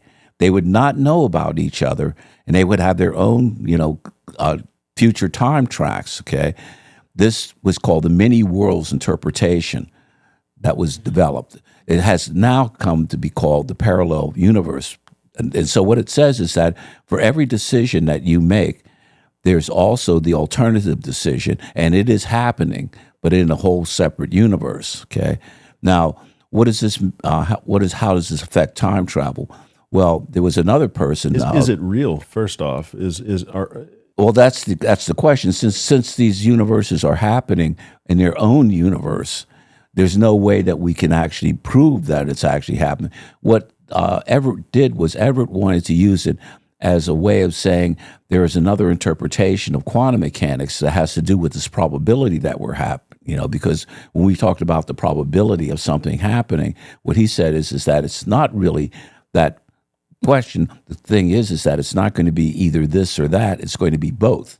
It's just going to happen separate universes. So you could actually have a consistent quantum theory with the notion of all of the possibilities happening rather than just one of the possibilities happening. That was the separate thing. In the normal quantum mechanics, you select out just one possibility. But in the other universe, another example of that is so-called Schrodinger's cat, thing where you have a cat, and for all cat lovers in the audience, apologize. This is not my notion, but you have a cat in a box and you have a little radioactive vial and you close the box. Now, you don't know when the decay is going to occur, but when it does, it causes a trigger, and that introduces a gas which may kill the cat. But until you look in the box, you can't tell whether the cat's alive or dead. And there's a probability of both of them happening. So there's this mysterious state where the cat is both alive and dead until you look at it, okay? And then you look at it and the cat's still alive. Well, according to Everett, that's not what's going to happen. When you open up the box, you're going to see that the cat is alive. But there's a separate universe in which the cat, is dead. But it's still consistent with quantum theory, okay? But now there was another physicist who looked at the possibility of applying this to time travel, okay? And when you apply it to time travel, you find the following, situation. When you travel back to the past, when you arrive in the past, you arrive in the past of a parallel universe. In that universe, you can prevent your grandparents from meeting each other and them having not your parents. But that's not a problem because you weren't born in that universe. You would just now find yourself in a weird universe in which you were never born, okay? But remember, I said that when you arrive, there's a split of the universe. The other universe you don't arrive in. And in that universe, your grandparents meet each other and have your parents, and your parents have you. The upshot of it is that David Deutsch, by the way, was the physicist who applied this mathematically. He's at Oxford University, and he applied this mathematically to this notion. The upshot is that you can travel to the past, but the past you arrive in is not the past that you came from. So it resolves the grandfather paradox because you don't affect the past that you actually came from. So that's where quantum theory plays an interesting, role in the possibility of time travel to the past. And so for what created this the theory of many universes, or what it's now referred to as parallel universes? Right. Like what was the impetus? Was it just somebody was attempting to prove it mathematically and came up with this, and it just happened to? No, what he did was Everett didn't like the notion that all the other possibilities just sort of all of a sudden disappear, and you only have this one possibility. He wanted to show that you had a consistent quantum theory in which all the possibilities happen. Okay, there was this particular aspect when you look at it mathematically. It seems like you have to do something separate to get all of the other all of the other possibilities to all of a sudden, magically go away. And he felt that wasn't really consistent with reality, that all of the possibilities happen, but they all happen separately. So he just wanted to show there was an alternative to the standard quantum theory. Okay.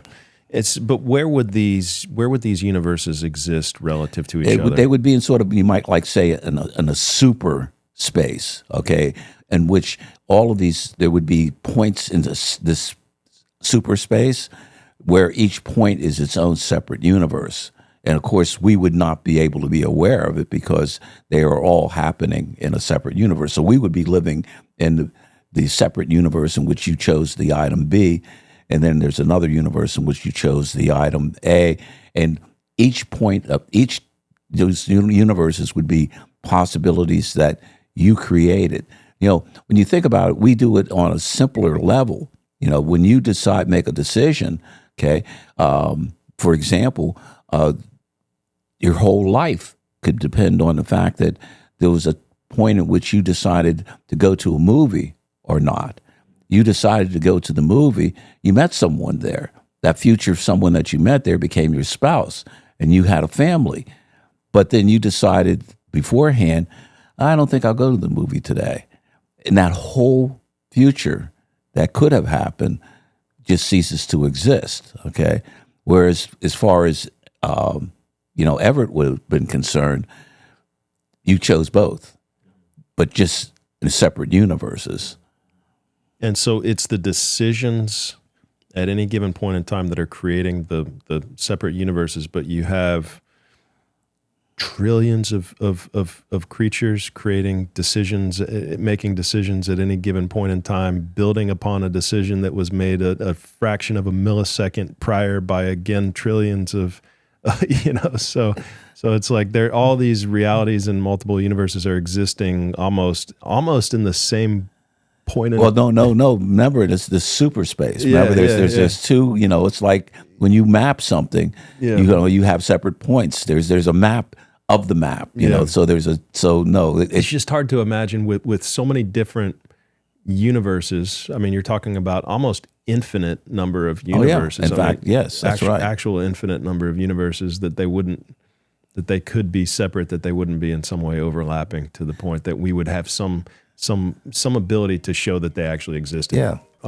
One of the things that I wanted to ask you about was atoms, and so if you're looking at the idea of an astronaut traveling at high speeds around the Earth or out in space somewhere, and the time for that astronaut is moving at a different pace than the time for an individual on Earth, and that's at the level of the Earth. But then when you go down to the atomic level, or the atomic level, not the subatomic level, and you see a nucleus of an atom, you see these electrons flying all around the atom. The electrons are moving at a much different speed than the nucleus of the atom. And so is that like a similar phenomenon, that the electrons are time traveling as it relates to the nucleus of the atom? That's exactly right. It's just that they're traveling at a very much higher speed than the astronaut going around. Sure. Okay. So the astronaut going around, and I should mention that, for example, the Earth going around the sun. The speed at which the Earth is going around the sun is very much slower than the speed of light. So we don't have to take relativity into account at that level. But we do in the atom case, because the electron is moving around so fast that we have to take into account special relativity. And in fact, that part of the theory, in fact, when people say relativity, trying to bring together relativity and quantum theory, that part has been done. The special theory has been unified with quantum mechanics. There was a physicist named Paul Dirac at the beginning of the 20th century who developed a unified theory of quantum mechanics and a special theory of relativity. And it had practical implications.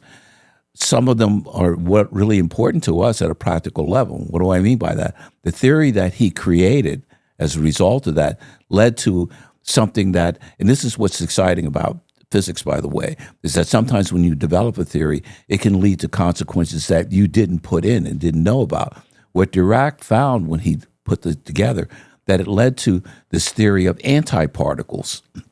That was not understood or even known about, but Dirac found that his theory predicted that you have particles, like, for instance, if you have an electron, you have a particle that's called an anti-electron. This electron has exactly the same mass as the original electron, but it has a positive charge, but it's identical in every way. And if you bring the electron together with the anti-electron, then they completely annihilate each other into pure energy. Now, you might say, that's interesting, but is that something that has been proven or it's known? Not only that, but there's a device called the PET scan. The PET scan stands for positron emission tomography. The positron is an anti-electron. It's just been given the name positron. So a medical device actually depends on antimatter. So what people don't realize is that whenever they're using a PET scan, they're actually talking about using antimatter, and that came from Dirac's unification of special relativity with quantum mechanics. Let's go to the Big Bang. I'd like to ask you about the Big Bang, because this is something that you have studied a lot. Yes. It's been a huge part of your teachings at Penn State, right? I mean, you're At UConn. At UConn, rather, right. So, walk me back to, this is a theory, right? I mean, there's some people that just it's a theory, but it's very close to fact. Is that it's more than a theory? Yeah. I mean, the fact is that one of the predictions is that the universe, about 14 billion years ago, was created in a pure energy state that's called the Big Bang.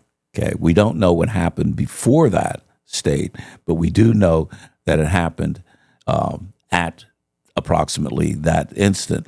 Now, you might say, how do we prove this? Well, the thing is that if the universe was created in this high energy state, then as the universe expanded, and I should say this Big Bang explosion, sometimes there's a misconception of thinking that this is an explosion that happened in space. It's much more exotic than that.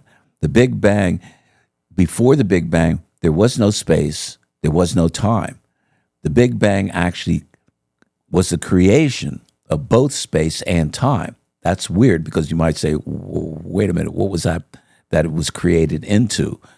Well, we don't know that. You might say it was sort of a non-existence that the universe came into existence, but space and time were created at that particular point. And so as the universe expanded, the universe cooled. And so it was pure energy originally, but as the universe expanded and cooled, it condensed, you might say, into matter and into eventually gravitational forces taking over and creating galaxies and planets and eventually us, okay? So that is the proof. And remember I said that it cooled down. But that means gravity's not a force, though, right? Gravity's not a force. That, in fact, this is when I was talking about the expansion of the universe, that is gravity, in a sense, is the expansion that's happening, okay? So it's space and time that are actually expanding. But as this process is occurring, remember I said that there was radiation, high temperature radiation at the beginning. So as the universe expanded and cooled, the prediction was that in our present day, that radiation should be at a much, much cooler temperature, actually about 3 degrees above absolute zero, that we should see that radiation. And we should see it not just in one particular location, but everywhere we look in the sky. And this is what happened. In fact, there were two physicists, Penzias and Wilson, at Beall Labs, and they were setting up a radio telescope, and they weren't looking for the Big Bang. They were looking at, using the radio telescope. And what they found was that they found a hissing that was coming from every single point. When you rotated it, the telescope, this hissing was coming from all parts of the sky. No matter where you looked, it was coming. And it was at a certain temperature. And what they found from the theorists is that this was a prediction that had come out, that there should be this background radiation that's occurring. And that's the background radiation. So the proof was in the radiation. So it's more than just a theory, okay? In fact, prior to that, there was actually a competing theory about the Big Bang, that there was no Big Bang, okay? That there was a continuous creation, but they didn't have that prediction that there should be this background radiation that has cooled off. So that's the power of physics. Once again, physics is basically an experimental science. It's one thing to make a prediction, theoretical prediction, but you have to rely on experiments to back up that prediction. So we've got big telescopes that can focus on the center of the galaxy, of the galaxy, but of the universe as well. Oh yeah, and back into the distant past, back into the deep past. And so we're talking about 14 point what billion years ago was this? 14 billion years ago. Light, yeah. Well, that's also the distances we're talking about. That's the limit of what we can see. Okay. So we can go back in time and see. We can't see until light was created, I guess, right? We can see back to the point where the universe was created. We can't see the exact instant, but we can see, you might say, after the exact instant. And that's what we can see from the radiation. We might say that's the radiation that was predicted that happened was extremely high radiation that, as the universe expanded, cooled down to the radiation that we can see now. And so what are we, a couple of million years after? Oh, no, we're 14 point. No, I'm sorry. But so Big Bang happens, and then we're looking back at the Big Bang, but we're not seeing the exact Big Bang. We're seeing 2 million years after the Big Bang. Oh, I see what you're saying. Yeah, right. Something else. Something like that, right? So then, like, it was this just incredibly dense.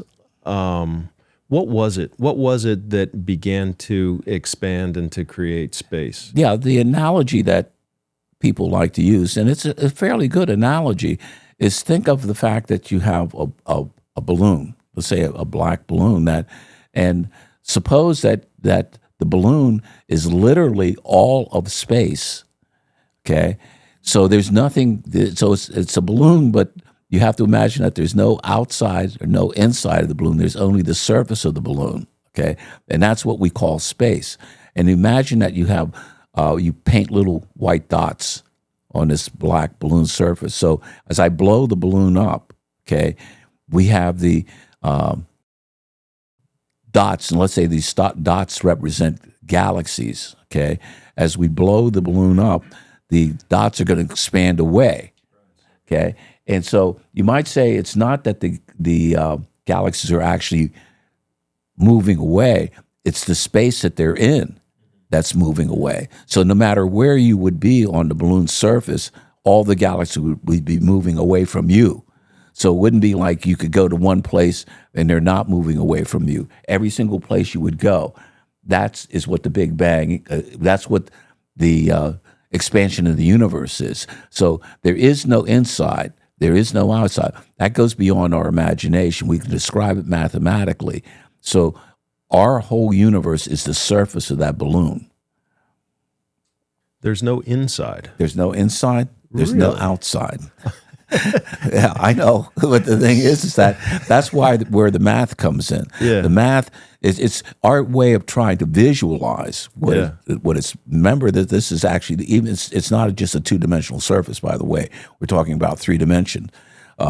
So using the surface of a balloon is an analogy. Sure. Okay, but it's actually 3-dimensional space that's expanding, and what we are is we are on the surface of that. Everything is on the surface Everything.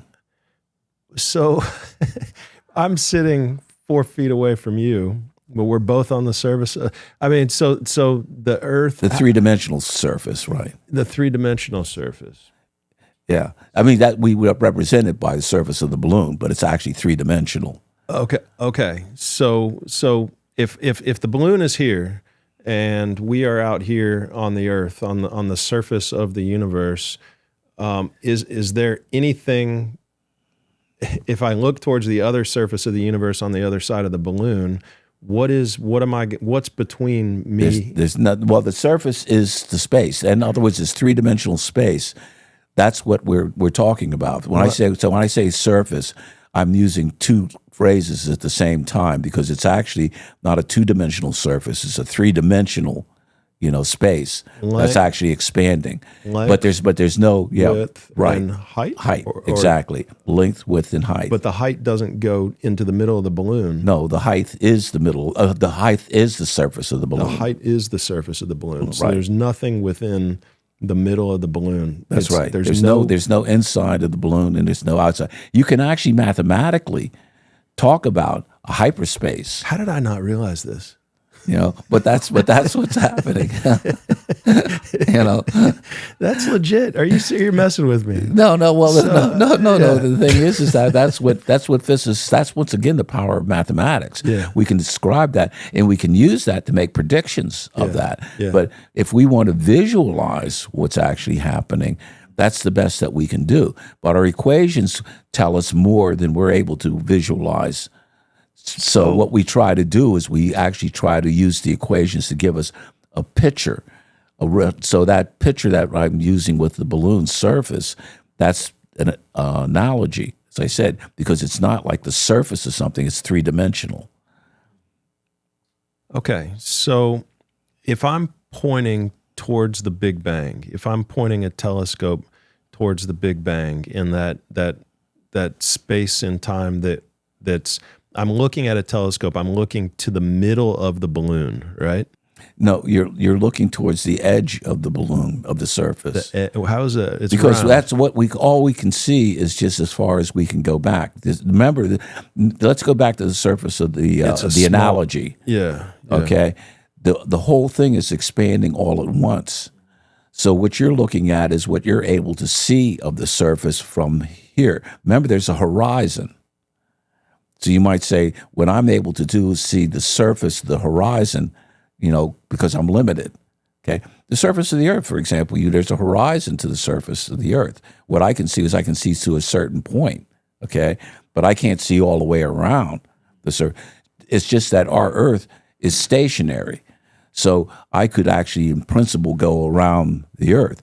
But when we're talking about the Big Bang, the universe is expanding. So you're never going to be able to go, beyond the horizon because the entire space is actually always expanding away from you. With nothing in the middle. With nothing in the middle. So if we look in the middle, what do we see? Well, see, you are trying to use a phrase that isn't that doesn't have an analogy, because you're trying to say, well, and once again, it's like the surface of this balloon. Once again, that's a reasonable analogy. The surface of this balloon is expanding, but what you want to see is that there's something inside the surface. Remember the picture. I always thought the whole thing was expanding. Even the middle was expanding. No, but there is no middle. There's no middle. There's just surface. I must have missed that part. Yeah, but that's what it is. Yeah. Yeah, that's crazy. Yeah. So that's really cool. Okay, so reality changed. I think I get that now. So the entire balloon then, as it so if we rewind time and we see the entire balloon begin to shrink and then come back to this little ball, this little point in time that or point in space that held all of the atoms, the energy, all the energy, but also pure energy that hadn't turned into atoms yet. Okay, and so but like we say, there's nothing before the expansion started, and people think about it, and correct me if I'm wrong here, but people think about it as an explosion, but it's not really an explosion, right? That's right. It's more just like an expansion that just has been like somebody's just blowing up this balloon, and that's exactly right. Okay, that's exactly right. So, but we think that when it was this tiny little point in space, how big was that? You said this tiny little point in space. Yeah, or whatever. Right, exactly.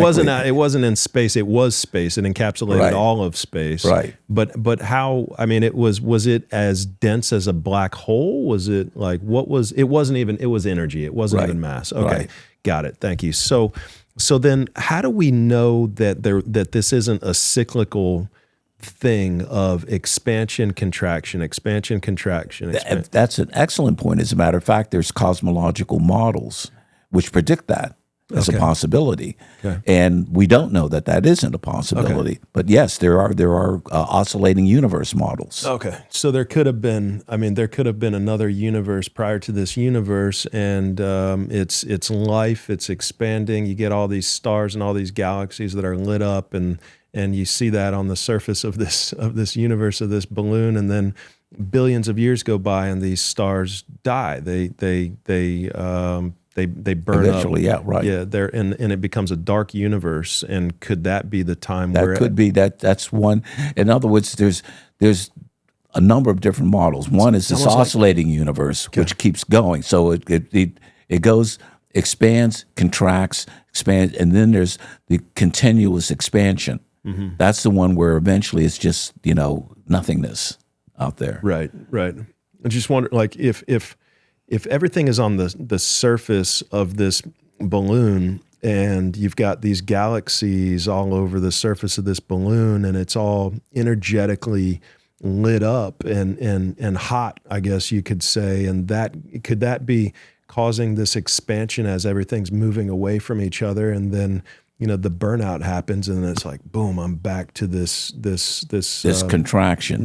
Yeah. Well, the thing is that depends on the state, the initial state, because it depends on the amount of matter. Because remember what you're talking about. When you throw something up, okay, there's what's known as escape velocity. That is to say, if you throw something up with enough velocity, it will keep going. That's how we get to the moon, okay?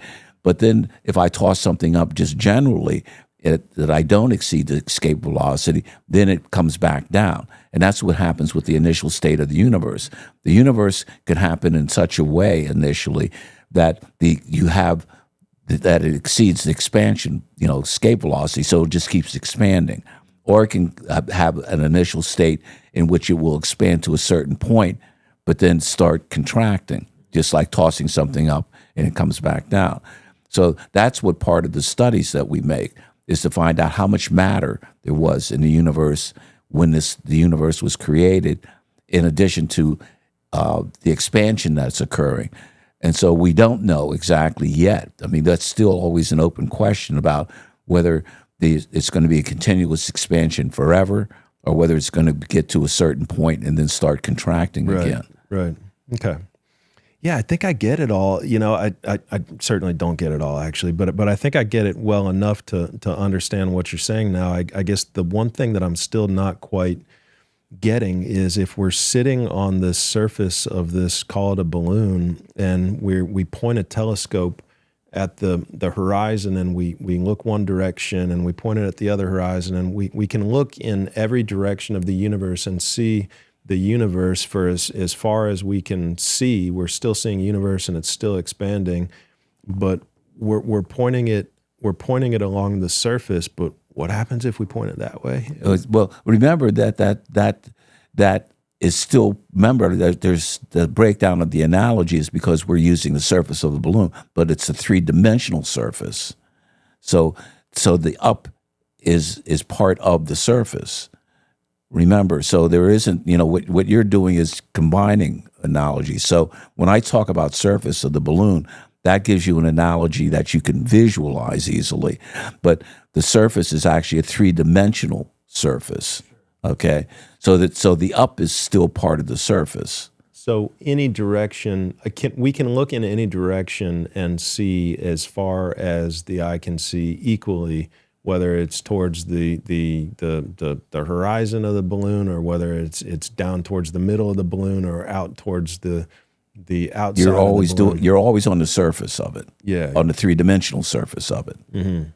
So it's a thick ass surface, I guess, right? I mean, right. Right. It's exactly. Yeah. Okay.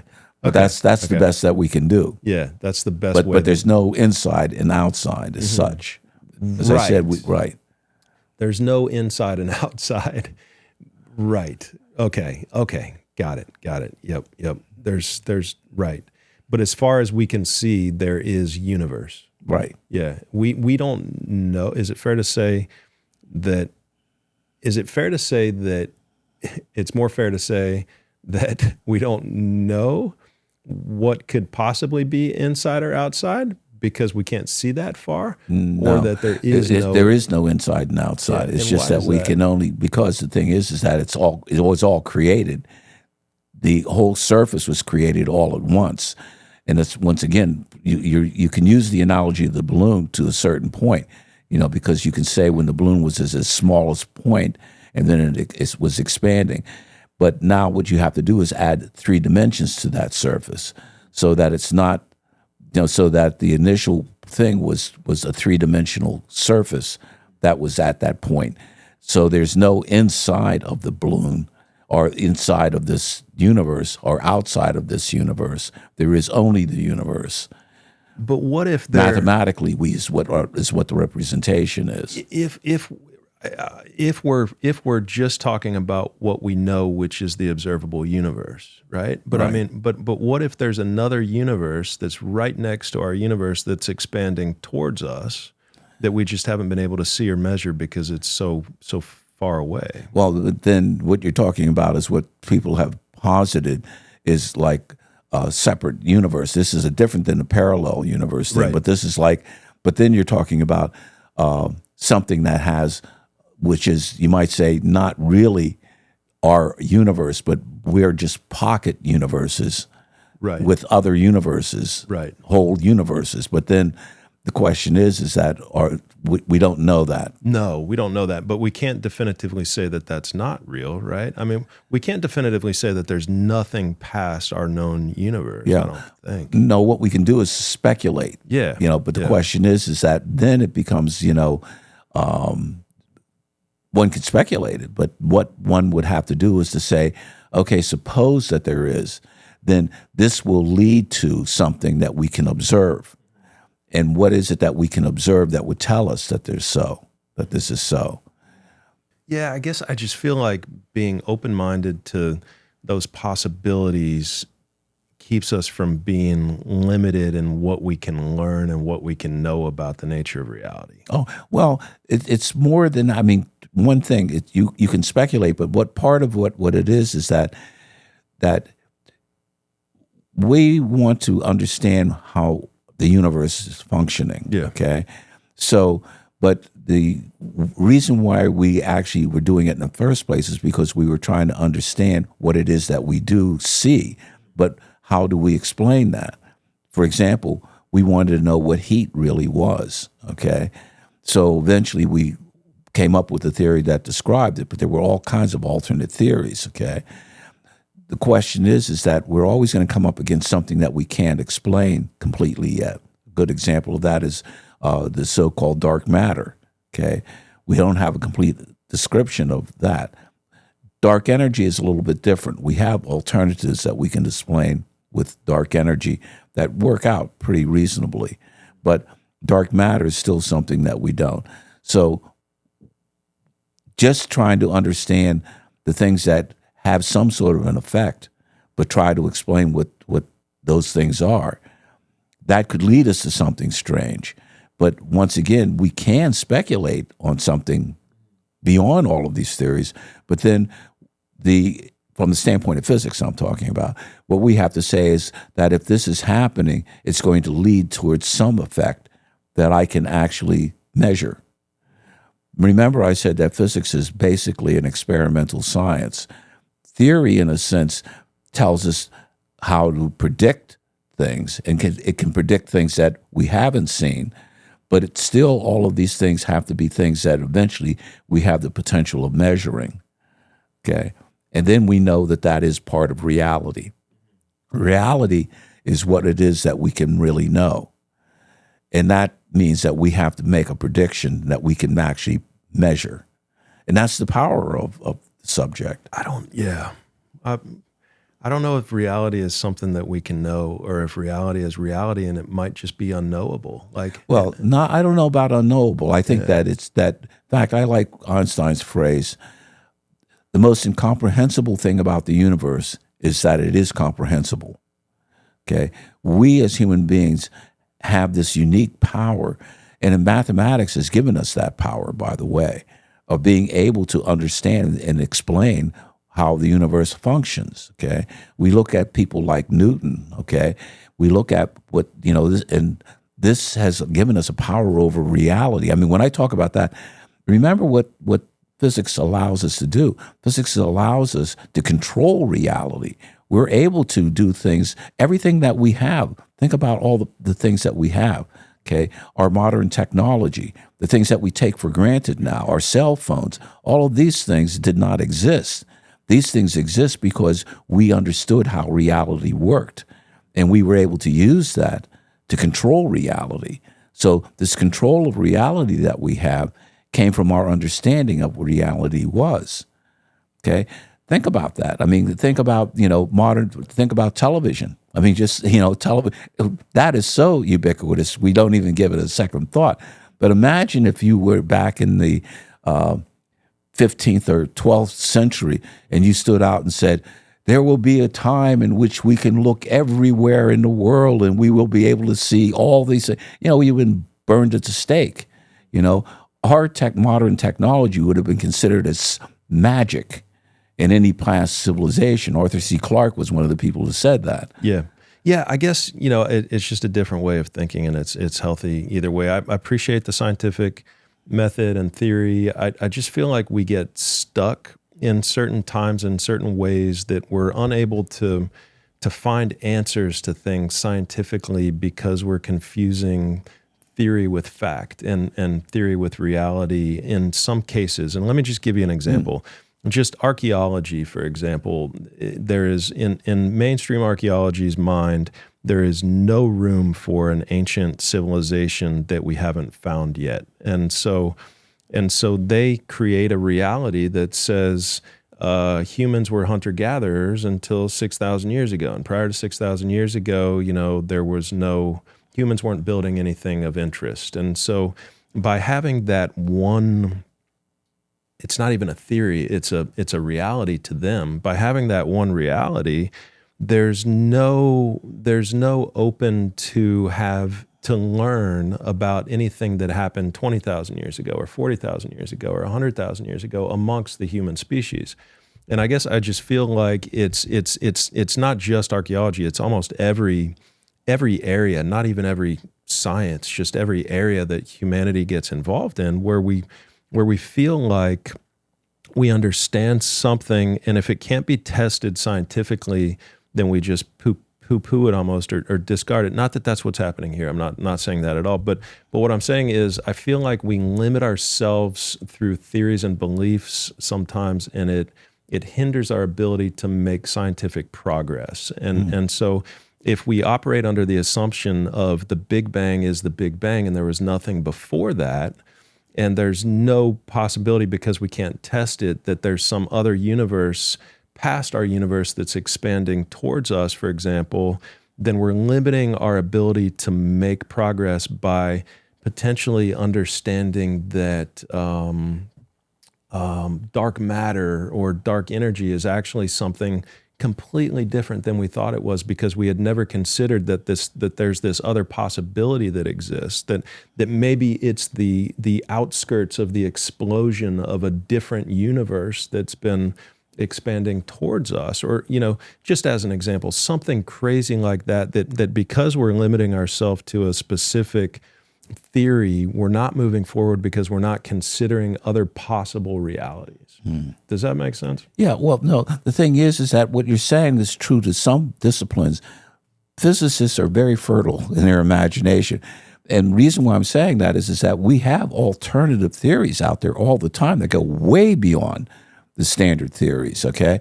But what's important about that is that they're not limiting themselves. I mean, but what brings them back home is the fact that they say, well, look, my theory, I know it's really out there, but I can make this prediction that is outside of all the other things that you've looked at. As soon as you make prediction, that's what gives it power. It gives you power, because then and that's what's important, because if you're going to say, it's like exploring any unknown continent. Okay, I can speculate what's in this continent that I haven't explored yet. Okay, but the point is that I'm saying there is an unknown continent out there, and so now I'm going to go out there to that unknown continent and make it known. Then once I make that unknown continent known, I'll know whether it's safe. Right? That happened with Columbus. We thought we were going to India, but it turned out that it wasn't. Right? But still the speculation is there's this unknown continent out there, and I'm going to say that it's India because that seems the most reasonable thing. You shouldn't be limited. In other words, the point is that all these alternative theories, it's good that there's all these alternative theories, because what it does then, it encourages us to explore. So that's why I'm saying that we do explore. Okay. And we're not limited. In physics, we're going. We have all kinds of additional theories. Good. And what it does is it gives us the impetus to explore. Good. Okay. Yeah, no, I appreciate that thoughtfulness in the answer, and I trust you. I believe you're in the field. You're an open-minded person, who's exploring outside of the box possibilities yourself. So if you're saying that it exists within your community, you would know a heck of a lot better than I do.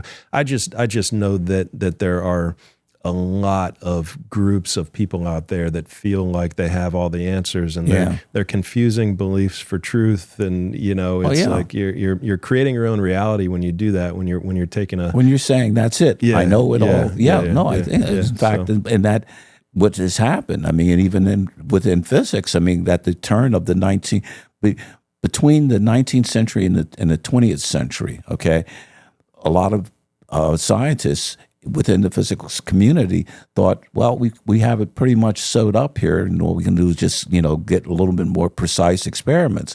But then all of a sudden, where some strange things were happening, and they didn't say, okay, even though these strange things are out there, we're not going to worry about that. No, what they did was to say, whoa, wait a minute, let's explore this, and it was this exploration that led us to quantum theory and relativity theory.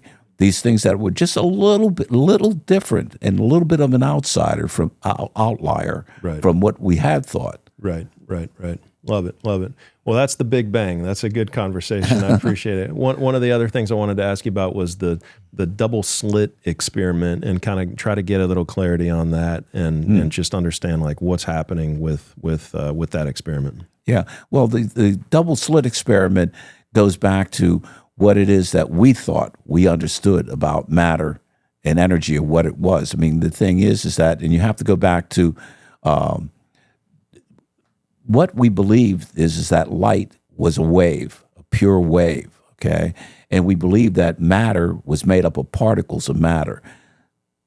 Pretty clear cut. And the experiments that we had showed that. They showed that light waves behave in a certain way, and particles of matter behave in a certain way. Okay, I'll use electrons as an example. Electrons are little particles, little balls of matter, and light is, so these are two separate things. What quantum mechanics made us realize, and this is where Einstein came in again, is that Einstein said that light is not just waves. Light is made up of particles called photons. Okay, and once again, there was a person named, and there was another physicist who was named de Broglie. Okay, de Broglie was a French physicist, and what he said is that, well, if Einstein says that light can be both matter, but be waves as well as particles, then it should happen for matter. In other words, matter is thought of as being just particles. And he said that matter should behave as waves too, so that you have this complete symmetry, that it wasn't just simply that you had particles or waves. They could be both under different circumstances. And that's where the double-slit experiment comes in, because the double-slit experiment says is that if you have two slits and you have a wave of light coming in, then when it splits off between the two, the light waves are oscillations, okay? And you can imagine that if I have two things that are oscillating in tune with each other, they're going to build on each other, and they're going to give a higher amplitude.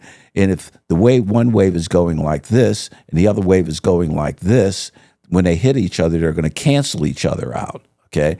So you're going to get a pattern that's called an interference pattern. So when light is coming through those slits, okay, they split up and then they recombine. So you're going to get a wave, you're going to get a pattern, a certain pattern of interference, light and dark interference. That's the interference pattern that you get from waves, okay? But if it's matter, that means one particle is going to come through, another particle is going to come through, but when they combine again, they're not going to give the pattern of a wave. They're going to give like sand piling on each other when they hit the other screen, okay? So you're going to get two separate patterns, and it turns out that what's weird is the fact that if you don't look at the particles as they're going through, if you look at a light wave as going through, you get a normal interference pattern. If you actually look at which slit the particle is coming through, okay, you're going to get this pattern of you're not going to get a wave pattern initially. It's going to pile up until you get a wave pattern. So it's going to depend on whether or not you know which slit the light is coming through, or you don't know, or which slit, I should say, the particle is coming through. So what that double slit experiment does is it tells you that light can be a particle or a wave, okay? And that's part of quantum mechanics. You can actually do that with matter as well. You don't have to just do it with light. And it turns out that particles do, in fact, behave as waves as well as particles. And in fact, for me, that was one of the things that made matter. Yeah, matter. Electrons, for example. Electrons can behave as waves, as a matter of fact. And this property that I was talking about, as far as electrons are concerned, where an electron comes up to a barrier that has a higher energy than it should be able to overcome, but it has a probability of being on the other side of that barrier. That's a wave property that's associated with the electron. And you can actually get electrons to combine with each other to cause this same sort of diffraction pattern or interference pattern that I was talking about that you get from light waves. So electrons can behave like particles or waves, just like light can. That's quantum mechanics. Is it just electrons and and protons, neutrons, any particles of matter? Particles of matter. Wow. Okay. So, and what is it then? Like, there's a mystery there, right? I mean, we don't know why when it's observed it behaves one way and why when it's no. Yeah. So what's the is there a best theory? Oh no. Well, what we have a theory that can describe what it does. Right. Of course. Yeah. But we don't know why nature is the way. I mean, it's like, for example, we don't know why light is the limiting speed. Right. It's like Newton being able to describe the effects of gravity, but it took Einstein to come along and say what's actually happening here. Right. And we haven't gotten to the point yet with light to be able to explain what's actually happening here. We can explain what it does, right? But we don't explain why it does what it does. Right. And so that's just a lack of an understanding of the properties of light, I guess, right? Well, in a way it is, because you might still say that even with Einstein's theory explaining what, that gravity is the curvature of space, that doesn't explain why mass can curve space. You see, there's a difference. In other words, we can say that matter curves space, but we can't say why it curves space. Okay.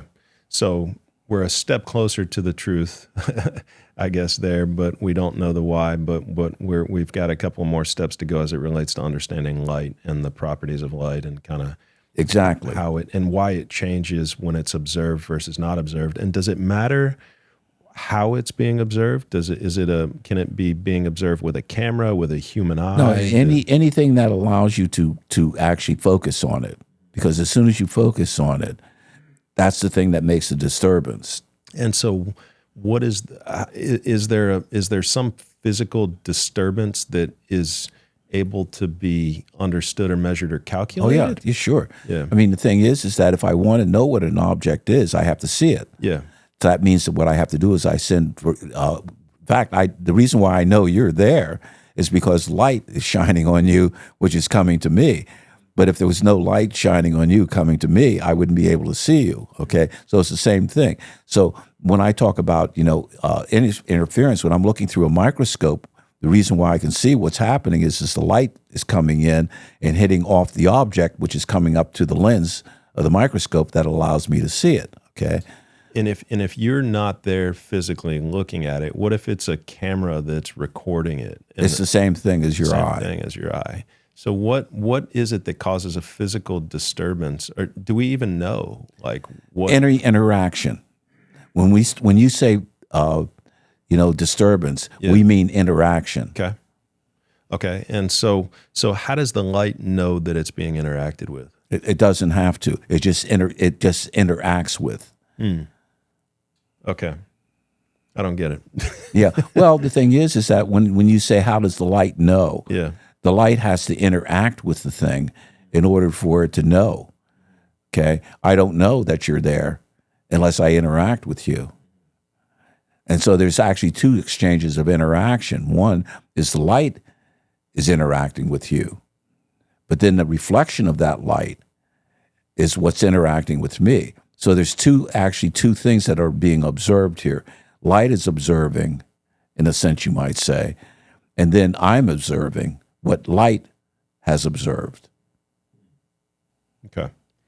Is there going to be some big Nobel Prize or some for whoever really is able to understand this and explain it and create a mathematical equation that gets to the bottom of why the double slit experiment works that way, or why light is behaving this way when it's observed versus not observed? Is this going to be some huge breakthrough, or do you feel like we kind of already are close enough? No. The thing is that there's always a reason for saying, is there something behind why it is that we know that there is? Why is the speed of light the absolute speed? I mean, we know that that's a fact.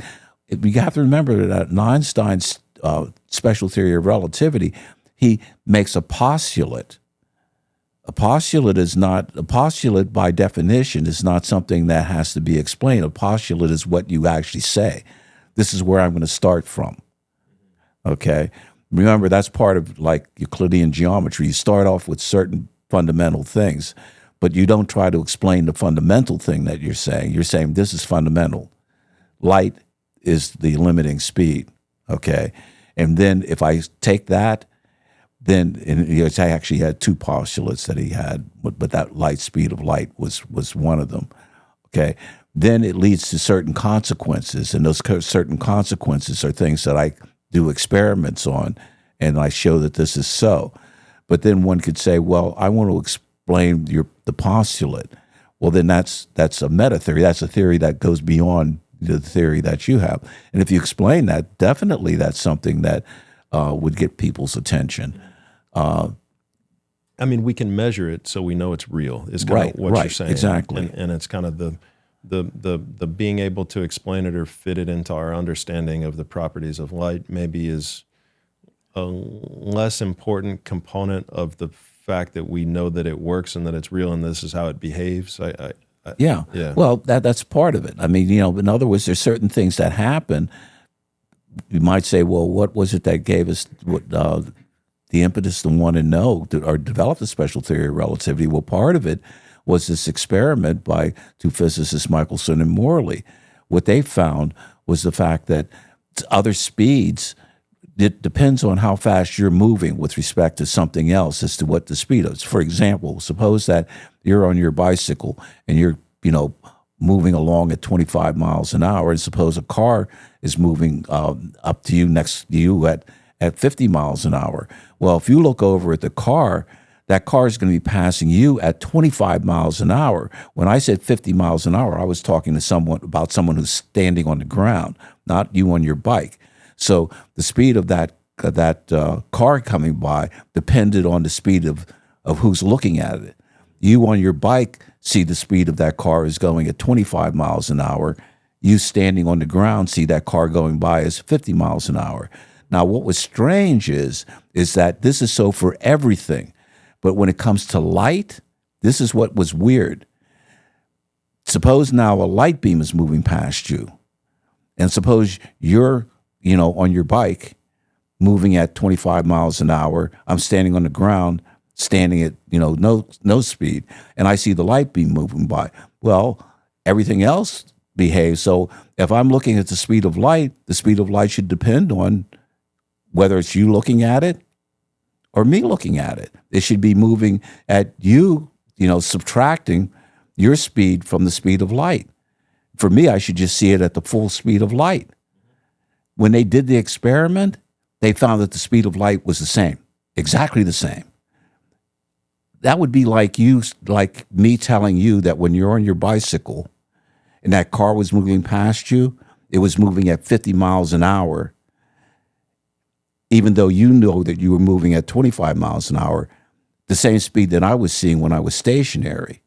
Light is the only thing that is independent of the speed of any object that's moving next to it, even if that object is almost moving at the speed of light. let's say an object was moving at just a fraction below the speed of light. You would expect us to see light going a little slower.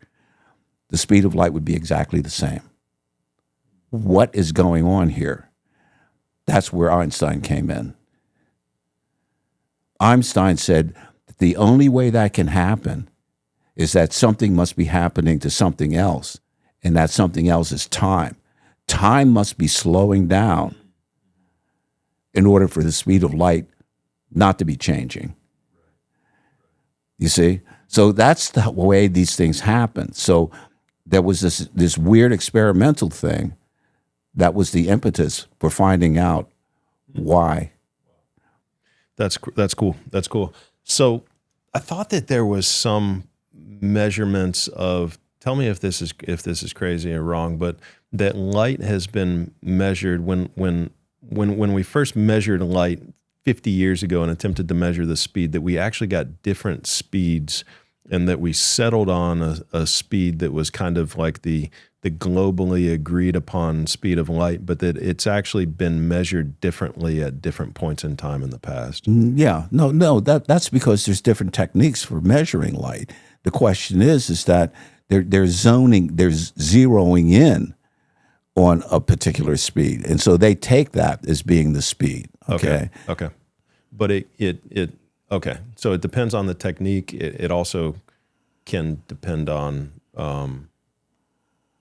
I guess it could depend on your other, like your velocity, your speed, or time itself. I guess can impact the speed. Well, there's different ways that you can measure it. Okay, and so what one has to do is one has to figure out what is the best way of measuring the speed of light.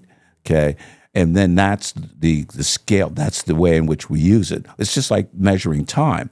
We have to decide what's the best clock that we're going to use for that. And what we have decided on is using the oscillations of atoms, because the oscillations of atoms are independent of us. My wristwatch is great for measuring time, but my watch depends on a whole lot of other factors, like the mechanics, the way in which the watch is made, the temperature and everything like that. But the oscillations of atoms are independent of all of these things, environmental things. So let's use as a standard that, and then calibrate all of our other standards according to that. Okay.